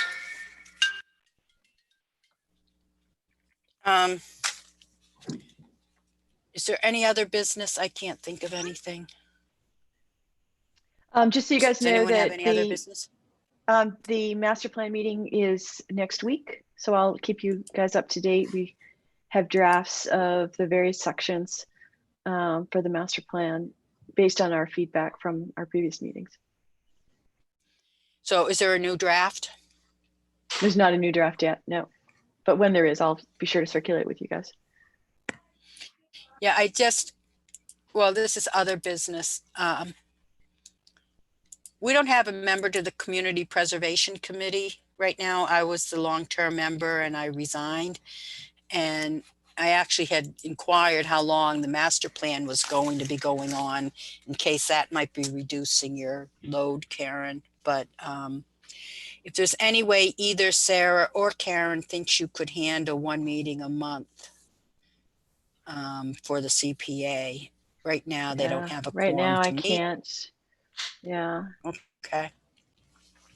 And I think we need to, and we'll do this our next meeting, think of a campaign to get another commissioner on. I do know I one think so woman too. who's slightly interested. Yeah. So, What about Eileen? You Would she know. be interested in Eileen, who helped out with the native plant stuff recently? The Prunella? oh, I really like her. She and I've had nice little Facebook chats because she has a son in Montana also. But she's really quite interesting. Is she from this town? Yep. yeah. Yeah, she is. And there was a gentleman I found on the Sobo who was interested in land protection, Yep. which is, not the native plant stuff, but the land protection, which is really what we're all about too. Mm-hmm. And there's another woman who is a consultant. She's been volunteering some. So yeah, let's follow up there. I'll try to find that gentleman's name. I think he was a friend of yours, Sarah. Was it my neighbor, What's his name? Matt Bailey? Yeah, Bailey, Matt Bailey. Yeah. Do you want to talk to him? Yeah. And Sarah, certainly you can talk to Eileen. Eileen, I was actually early on working with at the temple in Westboro, creating natives, but coronavirus got in the way, putting some native plant gardens in there. Well, my So, husband went to her house to pick up the prunella because I was up here in New Hampshire, and he said her garden is spectacular. She's been working on it for a really long time. Yeah, we should put her on the garden tour. I mean, Yeah. it's interesting. There's more people with these native plant gardens. And if we had Right. had our garden tour this year, like Yeah. it was always Jenny, Pete, and Joyce Yeah. Greenleaf. But Sarah's got one. You're increasing yours, Karen. There's a lot going on. And so next year will be a booming native plant garden tour next summer. Yeah, it'll be fantastic. I feel like nothing Yeah. bloomed on mine this But year. sadly, I should probably go because I've reached my 2.5 hour next thing. Is there time is there period. is there a I think it was worth talking about I do, commissioners. yeah. Is there a motion? I'll make I a need a motion motion. that we adjourn at 1:31. Is there a second? I second that motion. All in favor? Karen Svikovich is in favor. Sarah Rossitano in favor. Freddie Gillespie in favor. All right, bye. Be in touch. All right, I'm going to send out these draft minutes to you guys right now. And you have the ones from the previous meeting, but I'll send them both out just so you have them in one place so we can approve them in our next Okay. meeting. Okay? Oh, and thank you to